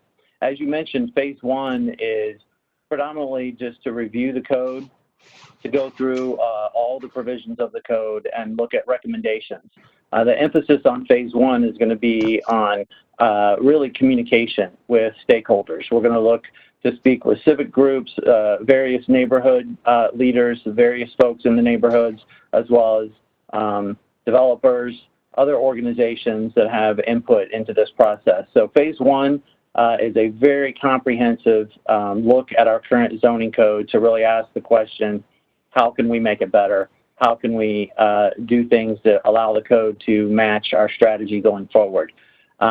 With phase 2, as you mentioned, being the actual implementation of code changes at a later date. I do have Kevin Wheeler here with me that is, he's helping to lead the effort. and work to help identify the consultant that we ultimately chose. And I wanted to see if it would be okay if he would just take a few minutes to speak in addition to myself.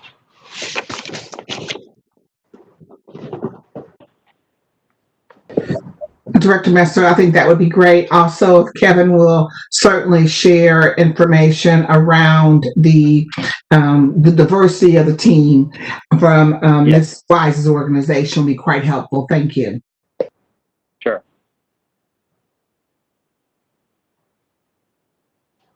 If Kevin's not with us, Kevin, are you there? I see him.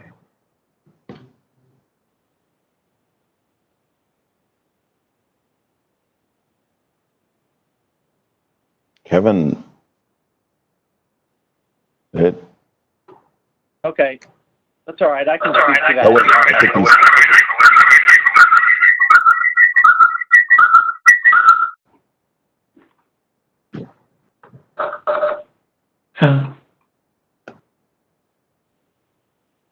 Are you able to hear me now? Yeah. Okay, I'm sorry about that, everybody. Yes, I thank you for your patience with the technical challenges, and I'm really excited to be here this evening talking to you about this. This is something that is very much critical for our future. I think you all understand that we're really in a new era of growth where territorial expansion is not really our future, just for a variety of reasons. We'll continue to see annexation, but not like in the past. At the same time, we're growing, and in order to sustain a vital economy and a growing city, we need to rethink a lot of the tools that we use to manage growth. And Councilmember Ramey mentioned in the lead up the issues of affordable housing, sustainability, transportation. Many of you are involved in key issues and key initiatives around those things, and zoning is very much aligned with that. So we'll be looking at the current challenges around the technical aspects of the code, the process, but also importantly, how the code aligns with our future and our growth policy initiatives and the things that we will be looking to as we evolve as a community. We did, as was said earlier, we did successfully conclude conversations with Lisa Wise Consulting, and Lisa Wise is the prime, but she's put together a great team that includes Opticos, which is an architecture and planning firm that is focused on the missing middle, the infill housing that's so critically needed in our community. They've also included MKSK, local planners that you all know have a great deal of experience locally.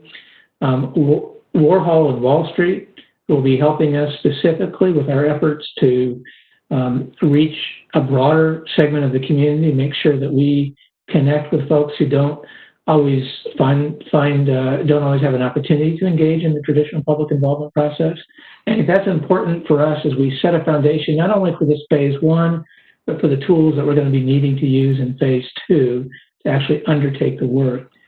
And then a final participant in the team that I'm particularly excited about is a fellow named Peter Park. And Peter was the planning director in both Milwaukee, Wisconsin and Denver, Colorado, and oversaw in both cases complete updates of their zoning code. And so he's the kind of consultant that if you're a city or a local employee, you like to have on board because they've been through the wars, if you will. So I'm really appreciative of your attention and your support, Councilmember Tyson, Council President Hardin, Councilmember Ramey. Thank you so much for introducing this. And I really hope that next year about this time, we're back in front of you talking about phase two and getting underway with that. So if I can answer any questions now or later, please let us know.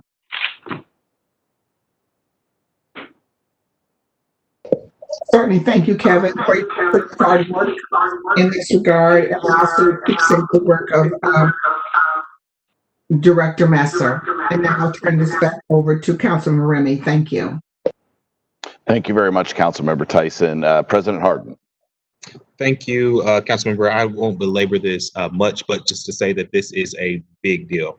For anybody who is interested or concerned about our conversations around housing, this study is the foundation of how we move forward. If anybody is interested or focused on equity, just reminder that zoning has historically been used to keep people out that look like certain folks, and have been able to encourage or discourage the building of affordable housing. If anybody is interested or focused on transit and transportation, this is the foundation on how we have those conversations. So I will reiterate, this is a big deal.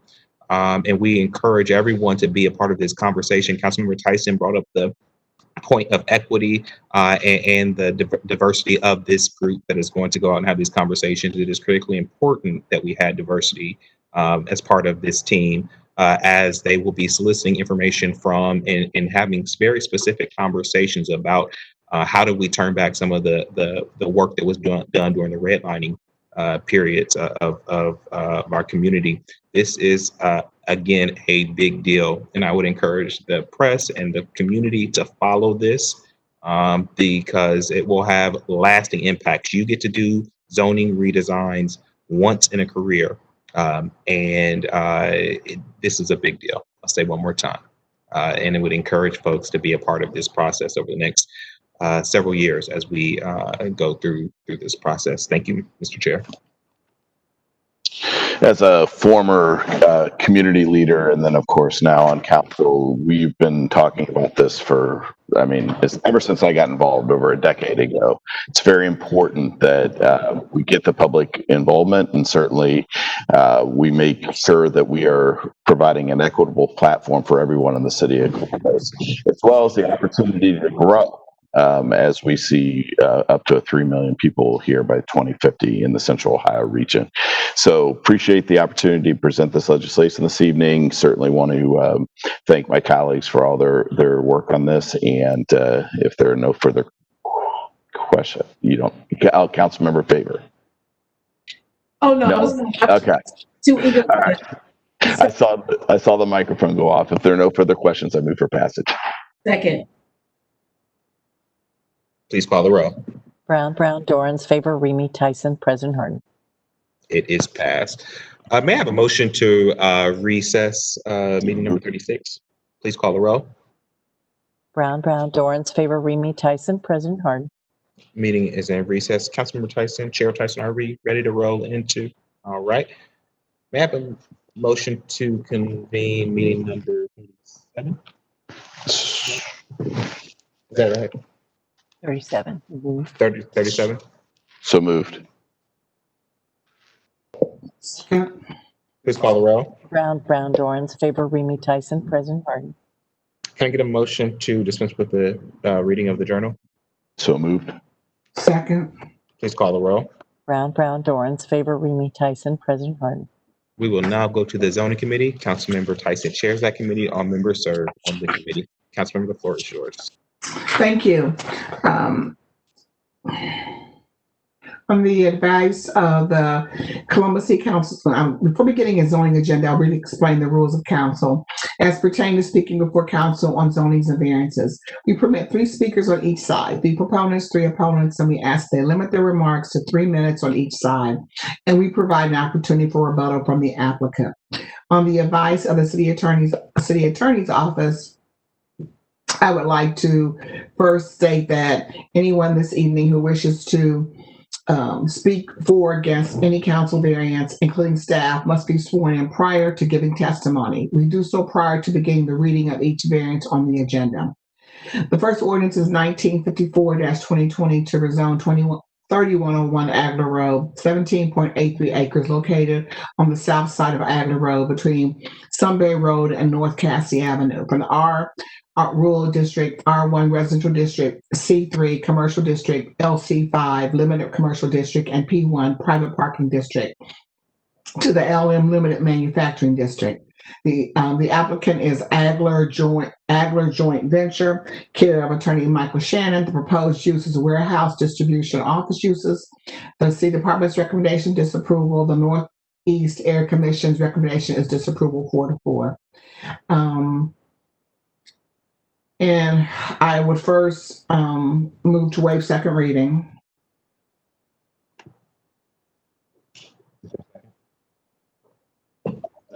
So, Reed, second. Sorry, please call the roll. Brown, Dorans, favor Remy Tyson, President Harden. Wade, Thank you. I now move to table indefinitely. second. please call the roll. Brown, Dorans, favor Remy Tyson, President Harden.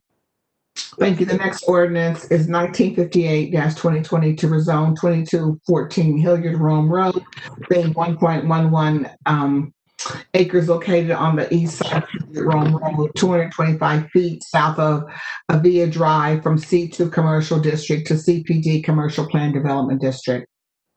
The applicant is Jim Camp Development, care of attorney David Hodge. The proposed use is an auto repair facility and tire store. The city department's recommendation is disapproval. It was a disapproval because wanted to be able to use the space for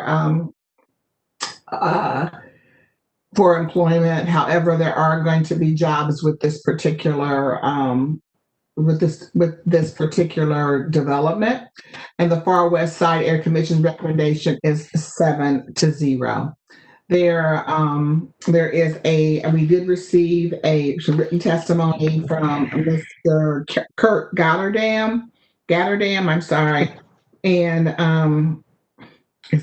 so he was concerned about a commercial property development.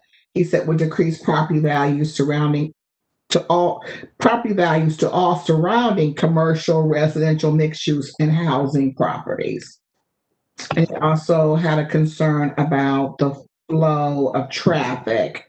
Again, but again, in this particular zoning, we certainly had a 7-0 approval from the Far West Air Commission.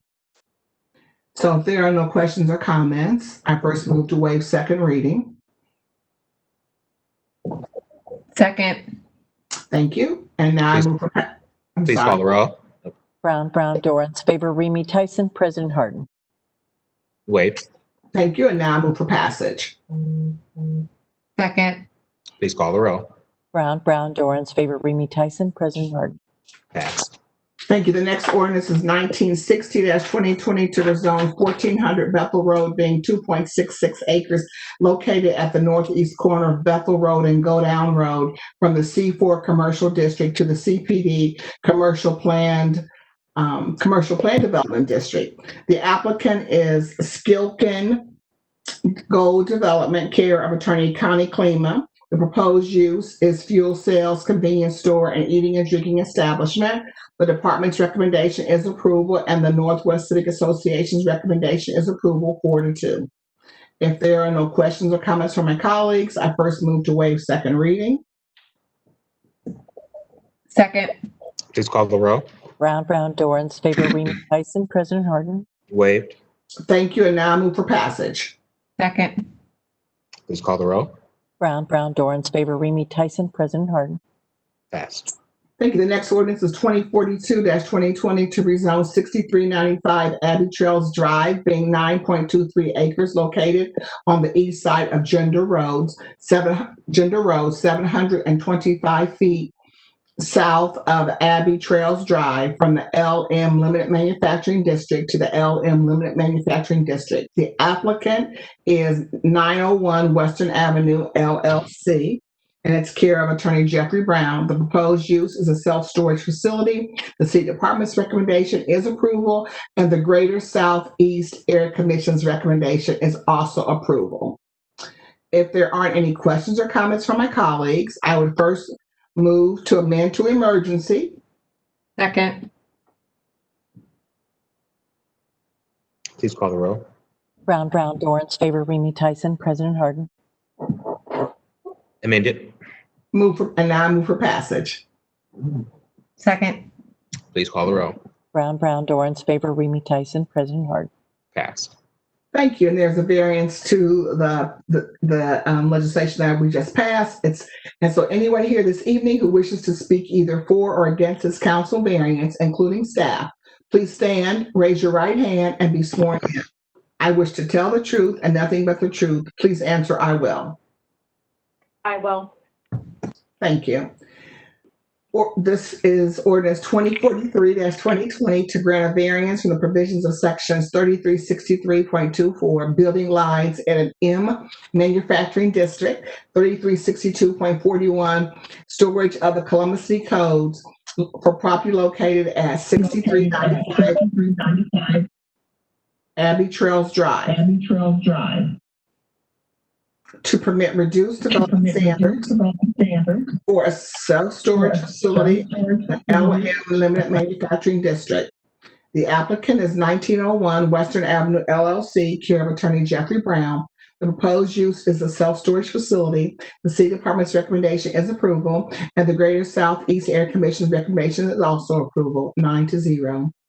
If there are not any questions or comments from my colleagues, I first move to amend to emergency. Second. Please call the roll. Brown, Dorans, favor, Remy Tyson, President Harden. Amended. Thank you, and now I move for passage. Second. Please call the roll. Brown, Dorans, favor, Remy Tyson, President Harden.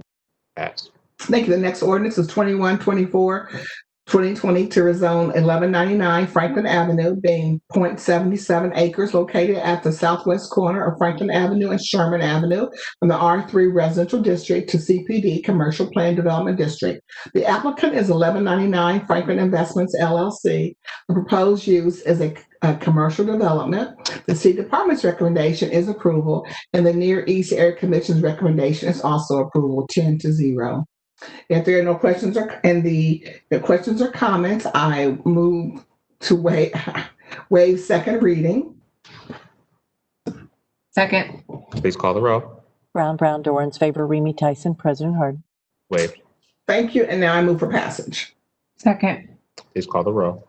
Brown, Dorans, favor, Remy Tyson, President Harden. Passed. Thank you. Anyone here this evening who wishes to speak either for or against this council variance, including staff, please stand, raise your right hand, and be sworn in. I wish to tell the truth and nothing but the truth. Please answer, I will. This is for ordinance 2147-2020. I will.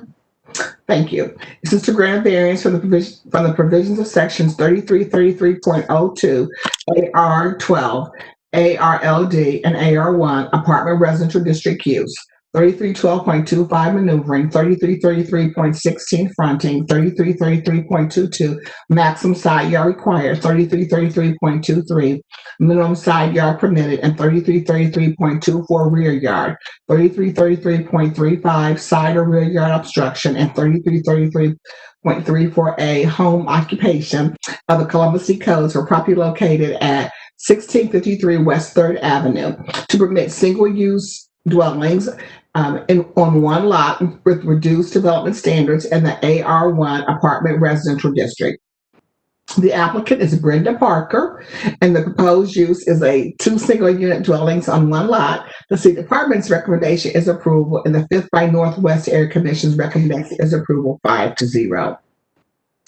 If there are no questions or comments from my colleagues, I first move to waive second reading. Second. Please call the roll. Brown, Dorans, favor, Remy Tyson, President Harden. Waived. Thank you, and now I move for passage. Second. Roll. Brown, Dorans, favor, Remy Tyson, President Harden. Passed. Thank you. The next ordinance is ordinance number 2149-2020. It is to amend 2603-2019, passed October 28th of 2019, for property located at 1012 Cleveland Avenue by replacing Section 3, thereby modifying the CPD plan and text. It's an ordinance amendment. The proposed amendment is adjusting Section 3 of the text to change the setback along Gibbard Avenue and to increase the number of bicycle parking spaces. The City Department's recommendation is approval, and the Milo Grogan Area Commission's recommendation is approval, 5-0. We have one speaker on this ordinance, and it's Mr. Nathaniel Wilkins.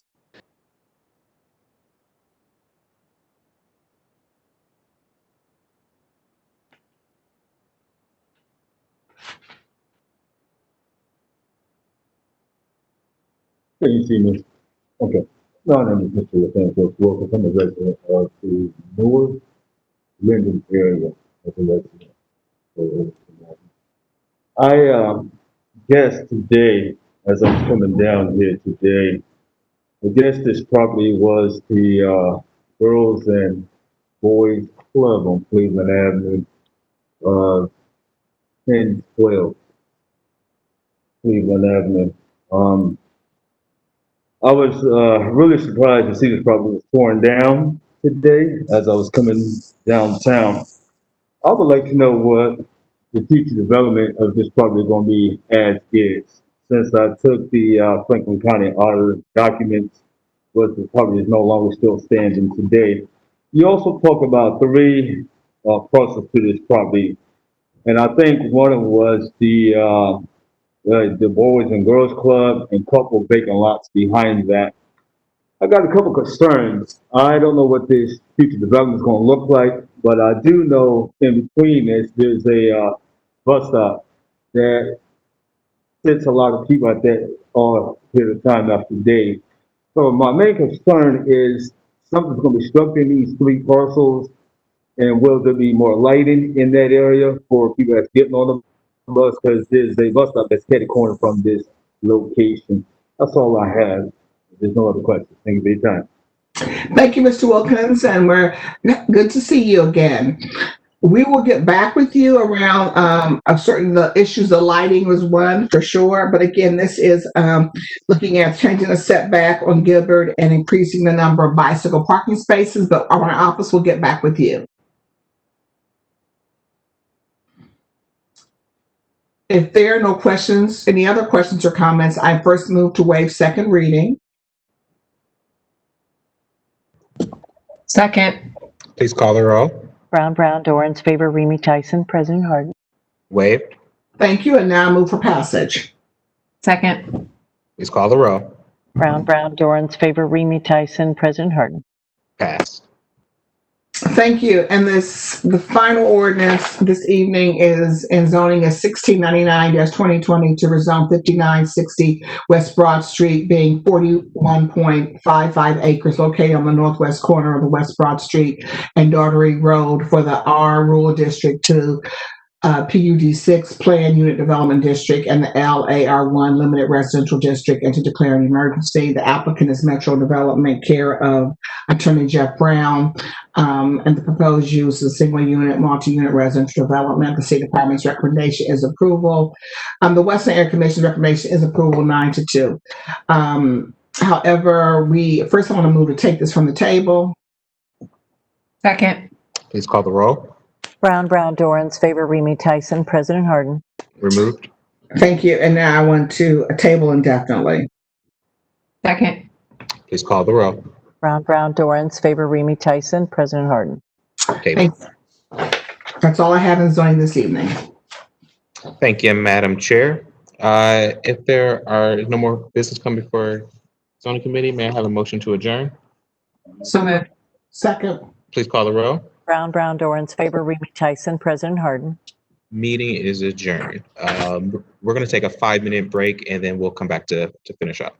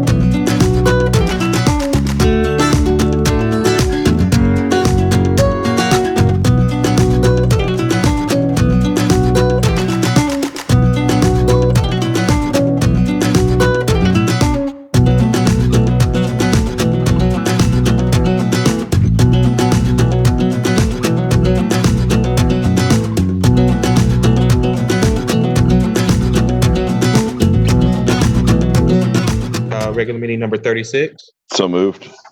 Second. Second. Please call the roll. Brown, Dorans, favor, Remy Tyson, President Harden. Meeting number 36 is reconvened. We were in the Development Committee, I believe. Yes, we were. All right. My second ordinance this evening is 2188-2020 to amend Ordinance 2117-2005 as previously amended by Ordinance 0715-2009 to repeal and replace the authorized supplemented list of public infrastructure improvements and to remove parcels from the existing Dublin-Granville North and Dublin-Granville South TIF districts to create the Dublin-Granville East ORC's 5709.40 TIF area, to declare improvements to the TIF parcels to be a public purpose and exempt from real property taxation, to require the owners of the TIF parcels to make service payments in lieu of taxes, to require the distribution of the applicable portion of those service payments to the Columbus City School District and New Albany Plain Local School District, to establish a municipal public improvement tax increment equivalent fund for the deposit of the remainder of those service payments, and to declare an emergency. The Department of Development has submitted an ordinance to the council to authorize the Director of Development to enter into an amended economic development agreement with Hamilton Crossing LLC and members of the development team from the original economic development agreement dated September 24, 2015. Pursuant to that amended EDA, the parties desire for City Council to approve tax increment financing under Section 570940 of the Ohio Revised Code to finance the design and construction of public infrastructure improvements that will directly benefit the property within the TIF area and will support the company's proposal to construct approximately 75 million to 85 million of Class A office retail and mixed-use development on approximately 96.21 acres of real property owned by the company and its wholly owned subsidiaries located to the south of the North Hamilton Road State Route 161 interchange. Let's see. In order to implement the amended EDA, the attached ordinance will amend ordinances 2117-2005, previously amended by Ordinance 715-2009. It will modify the authorized supplemented list of public infrastructure improvements and remove certain parcels from the existing Dublin-Granville North and Dublin-Granville South TIF districts and add the removed parcels to additional parcels currently not in a TIF to establish a new non-school TIF area known as Dublin-Granville East, and provide 100% exemption from real property taxation on all improvements to the parcel within the new TIF area for a period of 30 years. Annual service payments in lieu of taxes will be made with respect to improvements to the new TIF parcels. The applicable portion of those service payments will be distributed directly to the Columbus City School District and New Albany Plain Local School District in the same manner as usual, in the amount that the school districts would have received in real property taxes had the tax exemption been granted. The remaining non-school portion of those service payments will be paid to the city for deposit into a new TIF fund established in the ordinance to be used to finance the infrastructure improvements directly benefiting the new TIF parcels. Director Stevens, do you have any additional information you'd like to share on this particular ordinance? Thank you, President Harden, Chair Ramey. I have no additional information. I'd be happy to answer any questions. Do any of my colleagues have any questions about this particular ordinance this evening? Seeing none, I move for passage. Second. Please call the roll. Brown, Dorans, favor, Remy Tyson, President Harden. Pass. That's all I have in economic development this evening. If, with your permission, I'd like to move on to administration. Please.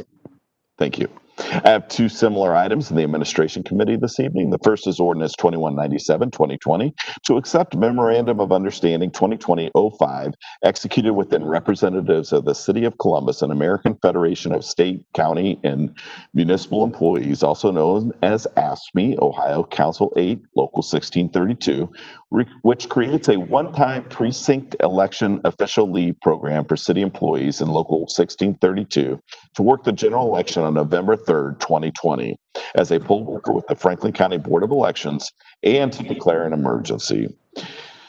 Section 32.3 of the collective bargaining contract with ASME and Local 1632, Ohio Council 8, and the City of Columbus, dated April 1st, 2017 through March 31st, 2020, requires that any modifications to the contract be agreed to by both parties. Memorandum of Understanding 2020-05 has been executed by the parties to amend the contract by creating a one-time precinct election official leave program to encourage city employees in Local 1632 to sign up as a poll worker with the Franklin County Board of Elections and work the general election on November 3rd, 2020. Director Brandon, do you have any additional information you would like to share regarding this particular ordinance? Good evening, President Harden, Chair Remy, and members of council. I just want to thank Mayor Ginther and all of council for supporting the city's efforts to further encourage city employees to be engaged in the process by allowing city employees who reside in the city of Columbus and who are registered to vote in Franklin County to serve as precinct election officials on November 3rd, 2020. And they are doing so or allowed to do so without being required to use personal leave time. With COVID still in the community, the Board of Election was concerned that they would not have enough poll workers. And it is our hope that this additional incentive will ensure that there are ample workers available on Election Day. And again, this is a one-time opportunity to engage in this process without using personal leave. So I also need to extend thank you to our partners in labor at both AFSCME and CWA, which is reflected in the next ordinance on tonight. So thank you all for your consideration of this piece. Thank you so much, Director Brandon. We really appreciate your work on this, and of course, the entire administration. It's so important that we have the right staffing for this election coming up. And during these COVID times, I applaud the efforts of the administration in working this out between CWA and ASME to make sure that our employees have the opportunity to serve. So thank you so much. Are there any questions or comments from my colleagues this evening? Council member? Council President Pro Tem Brown. Thank you, Councilmember Remy. I just wanted to chime in with thanks to you and to the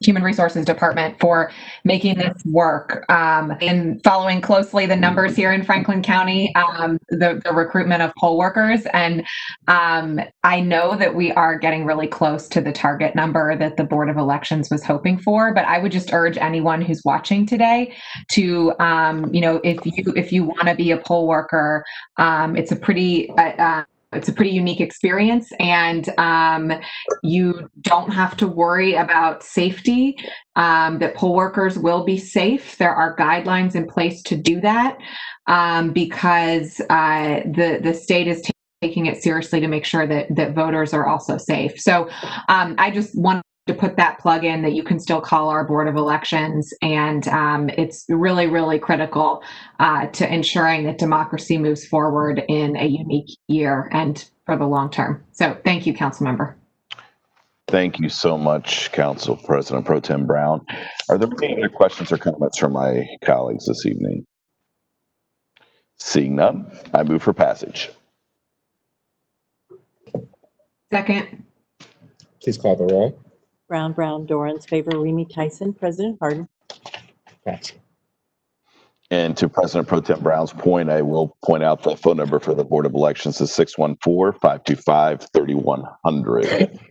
Next, I have ordinance number 2198, 2020, a similar ordinance to accept the Memorandum of Understanding 2020-02, executed between representatives of the City of Columbus and the Communication Workers of America, Local 4502, to amend the collective bargaining agreement dated April 24th, 2017 through April 23rd, 2020, by adding a one-time precinct election official leave program for city employees in Local 4502 to work the general election on November 3rd, 2020 as a poll worker with the Franklin County Board of Elections and to declare an emergency. This is just like the last one, except with the Communication Workers of America. So if there are no questions or comments from my colleagues, I move for passage. Second. Please call the roll. Brown, Dorans, favor, Remy Tyson, President Harden. Passed. Thank you so much, Council President Harden. That's all I have in administration. Thank you, Mr. Chair. The final committee coming for council is the Health and Human Services Committee. That committee is chaired by Councilmember Tyson. Councilmember, the floor is yours. Thank you, President Harden. And before I read my legislation, I know that we passed a resolution earlier today with Miss Rachel Martin for NAMI Franklin County, and there were some difficulties of her getting on, and so she is prepared to speak. She worked certainly with our tech team, and I would love to give her the opportunity before I have my few pieces of legislation to give her the opportunity to be able to share her comments. Ms. Martin. Thank you. Good evening. President Harden, Priscilla Tyson, Councilwoman Priscilla Tyson, and the other council members, I just thank you for your patience with me this evening. NAMI Franklin County is an outstanding organization that provides great care to the citizens of Franklin County. I would like to give you our mission statement. NAMI Franklin County is dedicated to improving the lives of persons with mental health conditions and their families. And we do it through a number of ways, through education, outreach, support, referral, and advocacy in Central Ohio. We have a number of programs, and our programs are designed for families who have a loved one with a mental illness. We have classes that are 12-week long. They were 12-week long. They're 8-week-long classes that are designed to help families educate them on mental health conditions. We have classes for people who are living with a mental health condition, and those are 8-week-long classes, and one is going on this evening as we speak. We have support groups. We have 6 support groups for people who are living with a mental illness, for families who have a loved one with a mental illness. We have a men's support group, and these support groups are facilitated by the staff of NAMI, by which I want to say they are outstanding individuals, some of which are living with a mental illness, and some aren't, and some are family members. So we have an array of people that meet those needs. We have classes that are designed for kids for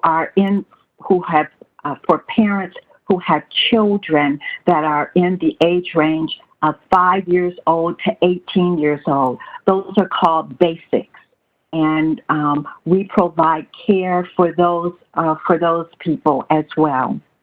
We have a mentoring program that we designed, and that mentoring program puts a person who is living with a mental illness with someone who is also living with a mental illness to help bridge the gap and help them to walk their journey together, providing care. The same things for the family members as well.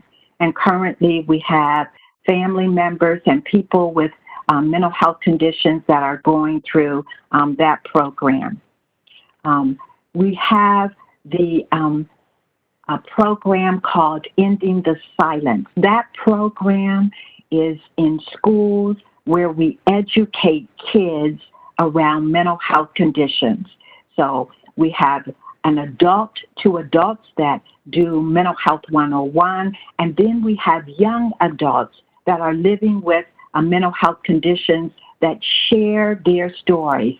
And I want to add that in one of our schools, we had a young man, African-American young man, who had written out a plan to take his life.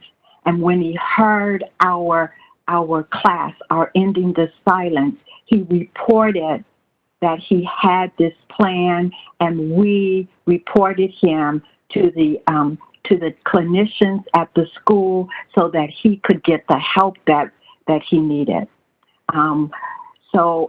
We also do crisis intervention team, We are responsible for that, the CIT officers that are trained in mental health conditions that go out and meet people who are living with a mental illness in their homes. We also partner with the Franklin County Youth Council, this council is made up of kids across Franklin County, and they are from diverse groups, and they meet with their council representatives in their residing cities, and we work with them and educate them, and mental illness is their topic that they always want to talk about and to share with other kids. As Councilwoman Tyson brought up, we work with all different types of groups. I want to tell you that over the past couple of months, we have seen talked to over 550 people living with a mental illness or their family members just in these past 2 months, talking with them over the phone, help guiding them, help getting them the services that they need. We have an African-American Black women, Black girls who we try and work with. We have a Muslim group that is interested in our services. We work in churches, providing mental health first aid trainings in churches. We are extremely busy, and we treat this issue of mental illness with passion, care, commitment, and we love it every day. So with that, I thank you for the opportunity. I thank you for making the community aware of the services that we have. Our website is www.namifranklincounty.org. Our phone number is area code 614-501-6264. Do not let stigma stop you from getting involved in learning about mental illness. And if we can help you in any way, we are available to you. I thank you from the bottom of my heart. Thank you, Ms. Martin. And again, we apologize for the technical difficulty, but we're certainly glad that you came back and certainly shared the information regarding the fine work that NAMI Franklin County is doing. Thank you so very much. So I would now move to my ordinances. The first ordinance is ordinance number 2158-2020, and it is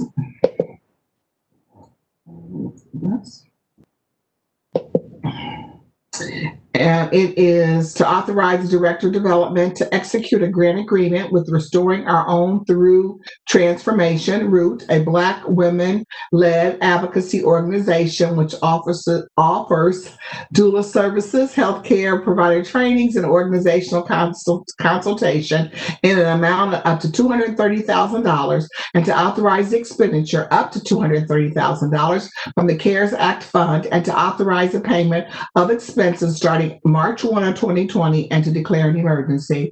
I am now going to ask Councilmember Favor and Councilmember Brown to please share information regarding the Root Resiliency Grant.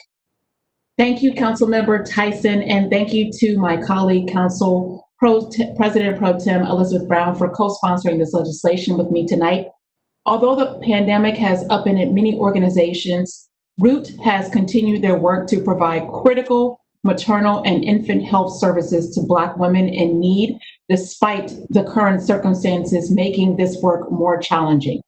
I am proud to lend my support to this organization that is centering reproductive justice for Black women, and I look forward to continuing to help advance their mission which we will hear more about shortly. At this point, I'd like to go ahead and turn it over to Councilmember Brown for additional comments that she might have. Thank you so much, Councilmember Favor, for partnering on this support to Root. The rates of loss of Black mothers and babies are horrifying. They're horrifying embodiments of the racism that's endemic in our very own community and, of course, across our country. I know that your work is literally saving lives, the work of Root. Root's 0% infant and maternal mortality rates are a powerful statement that we have the power to effectively erase this loss of life and close the health disparities that exist in our city. We must choose to explore every avenue. So by prioritizing this kind of anti-racist work that puts Black families first, investing in that. So I want to thank Councilmember Favor for partnering on this effort. And I'm so grateful for the work of Root in our community to deliver good outcomes for families in Columbus. I hope that the support here tonight will sustain your work during this pandemic, which is only increasingly important, as Councilmember Favor said, and allow you to reach more of those who truly desperately need the support of doulas, and particularly those who are skilled, such as Root, in helping Black families. So, Councilmember Favor, back to you. Thank you, Councilmember Brown. Tonight we have with us from Root, Jessica Roach and Dorian Wingard. Please, I would love to turn it over to both of you to provide some additional context in regards to why this legislation is so important to the work that you're doing in the community.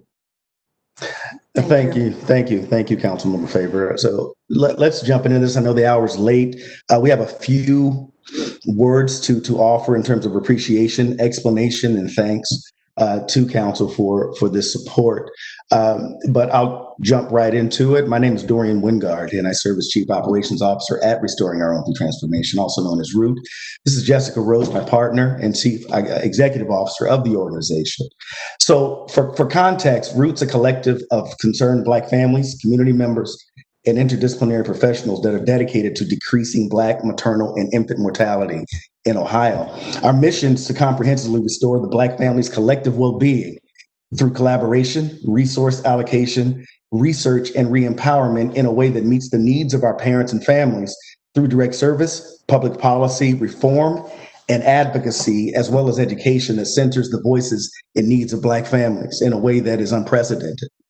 What is unique about Root is that our values truly drive our full spectrum approach to reproductive health care, specifically as it pertains to Black families, and our lived experiences both contemporarily and in antiquity. As a result, we've achieved and have been able to maintain what Council Pro Tem Brown mentioned as our 0% maternal and infant mortality rate since we began operation in 2017.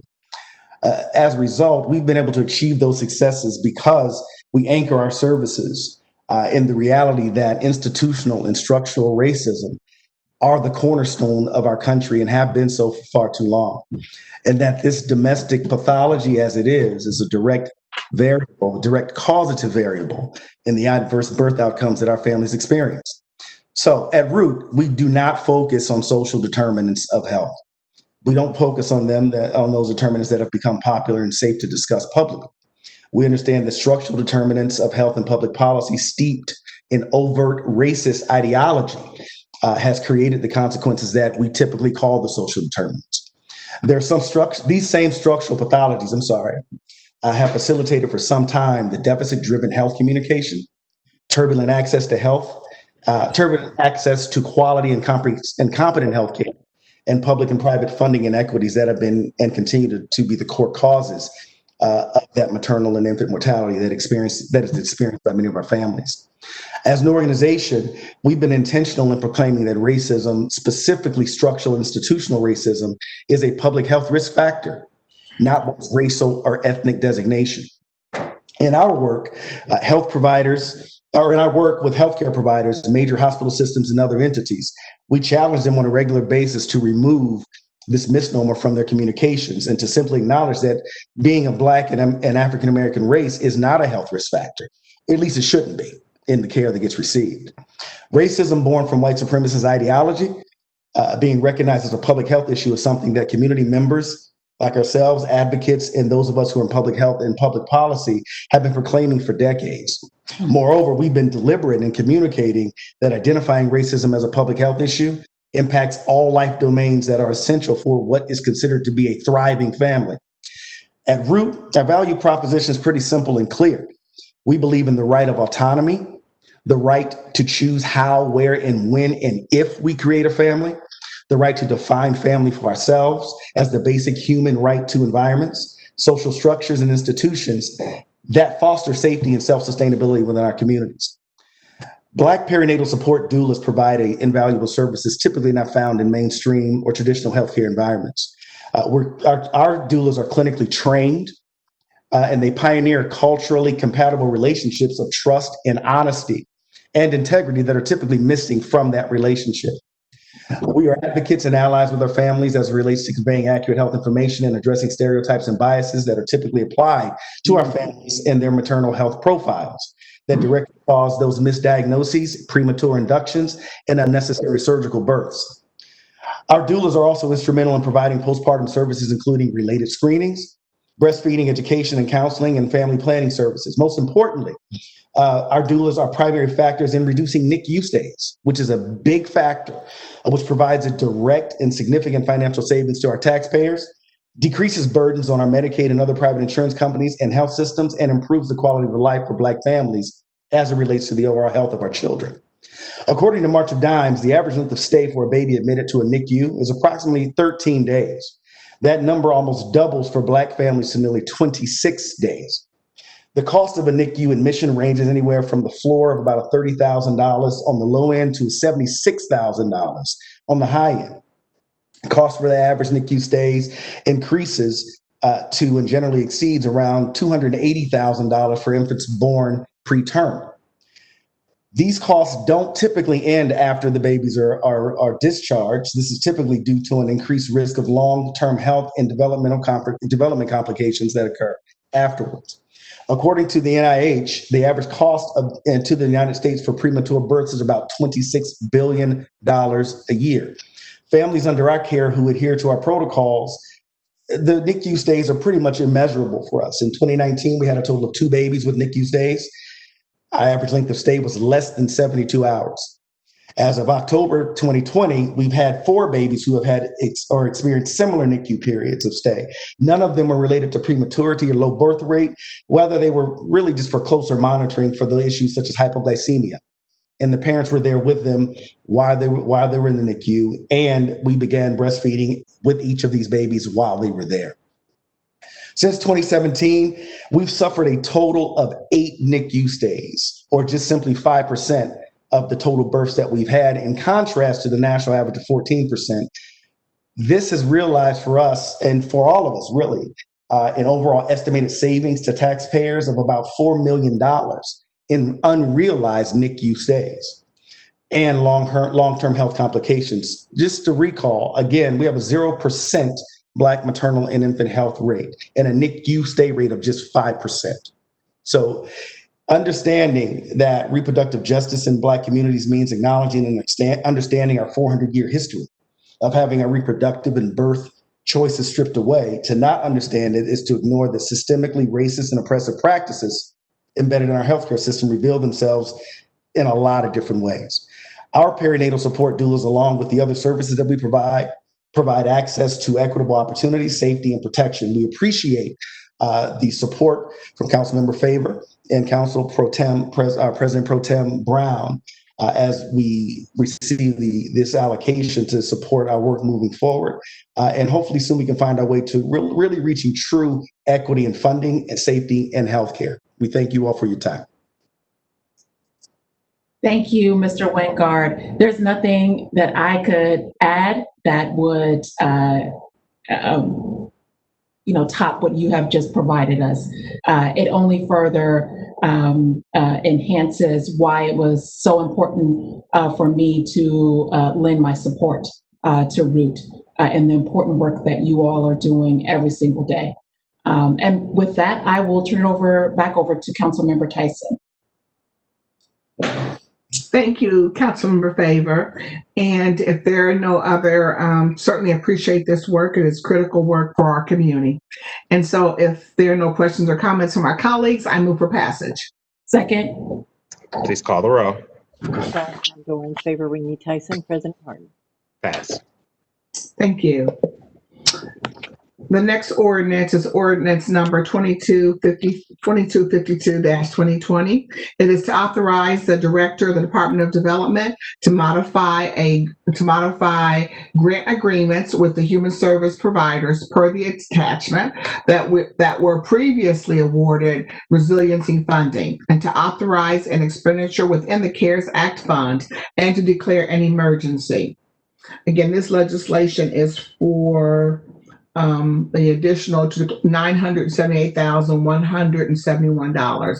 And so I would ask first President Harden if you want to make any additional comments or any of my other council members regarding this additional funding to support ARC Industries, the Bhutanese community of Central Ohio, Franklinton Garden, Star House, and Us Together Incorporated. Councilmember, I don't have any additional comments other than to say that we again are just trying to step up to meet the needs of several of our constituents who are continuing to struggle. And these organizations have identified needs, and council is happy to work with the administration to fill some of these gaps. Thank you. Thank you. If no one else has any, my other colleagues don't have any other comments, then I move for passage. Second. Please call the row. Brown, Brown, Dorans, favor, Remy Tyson, President Harden. Passed. Thank you. The next ordinance is 2278-2020. It's to repeal ordinance 1821-2020 requiring bars, nightclubs, restaurants in the city of Columbus to limit their times of operation for on-site consumption of food, beer, and wine and liquor to reduce and prevent the spread of COVID-19 through airborne and respiratory droplet transmissions, and to declare an emergency. I'm going to call on Dr. Roberts to provide some additional information on this ordinance. Dr. Roberts? Good evening, everyone. Can you hear me? Yes. Hi, good evening. Happy to, and I know that Laura Baker Morse is on too, and she can provide some more background. But if you recall, back in July, City Council passed this ordinance to close bars early to help reduce the spread of COVID-19. As a result of not that action necessarily, although you passed that, we had some challenges, some legal challenges trying to enforce that. Subsequently, Governor DeWine did pass, working with the Liquor Control Board, did pass that order statewide on July 31st. Since that time, and here in Columbus and Franklin County, we've seen our case counts decrease dramatically as a result of that action, as well as other actions that others in our community have taken. If we look at all cases in Franklin County, our cases have dropped by 37%. And if we look at cases over the age of 21, our cases have dropped by 50%. Again, that's not just due to the action of bars having to have their last call early, but all the other actions we've taken, including wearing your mask, practicing that social distancing, staying home when you're sick, and not having large gatherings. So as a result of that and some legal issues that I'm sure Laura Baker Morse will be happy to discuss, we feel that we don't need this at this time, but definitely want to reserve the ability to revisit this if the need arises in the future. So with that, I'll turn it over to Laura Baker Morse, and if she wants to add any more. Thank you. Thank you, Dr. Roberts. Thank you, Councilmember Tyson. I would just echo the sentiments that Dr. Roberts has just stated regarding the decrease in the number of COVID-related transmissions that were directly related to this particular ordinance. The fact that that was occurring was something that was considered when we were determining how best to also handle legal challenge to the enactment of this particular ordinance. Given that it was enacted as part of the COVID emergency and those numbers are down, largely due to the statewide liquor regulation, which is currently still in effect. We thought that this was the most prudent action to take regarding the existing city ordinance. Thank you. Thank you. Are there any comments or questions for either Dr. Roberts or Attorney Baker Morris? Madam Chair? Yes, I was Council President. just to ask Ms. Baker Morse if she could just reiterate again that repealing this local ordinance does not hamper our ability to enforce the state order. Is that That's correct? That's correct, Council President Harden. Thank you so much. And Laura, I'm sorry, Attorney Baker Morris, can you still share the executive order from Governor DeWine, what that states? Thank you, Councilmember Tyson. So the executive order of Governor DeWine, it was to allow for the emergency regulation passed by the Ohio Liquor Commission to go into effect for a period of 120 days. That impacted individual entities that possessed a liquor license. It required that those who had a liquor license would prohibit the sale of alcohol after, I believe, 11 p.m. I think it's 11 p.m. And effectively did very similar to what we were addressing here in our city ordinance. Thank you. Great, thank you. Are there any questions or comments from my colleagues? Seeing none, thank you. I move for passage. Second. Please call the roll. Brown, Dorans, Faber, Remy, Tyson, President Harden. Pass. Thank you, and that's all I have on my committee this evening. Thank you, Madam Chair. If there are no further business to come before council, may I have a motion to adjourn? So moved. Second. Here, a second. Please call the roll. Brown, Dorans, Faber, Remy, Tyson, President Harden. Thank you. Council is adjourned. We have three non-agenda speakers. The first speaker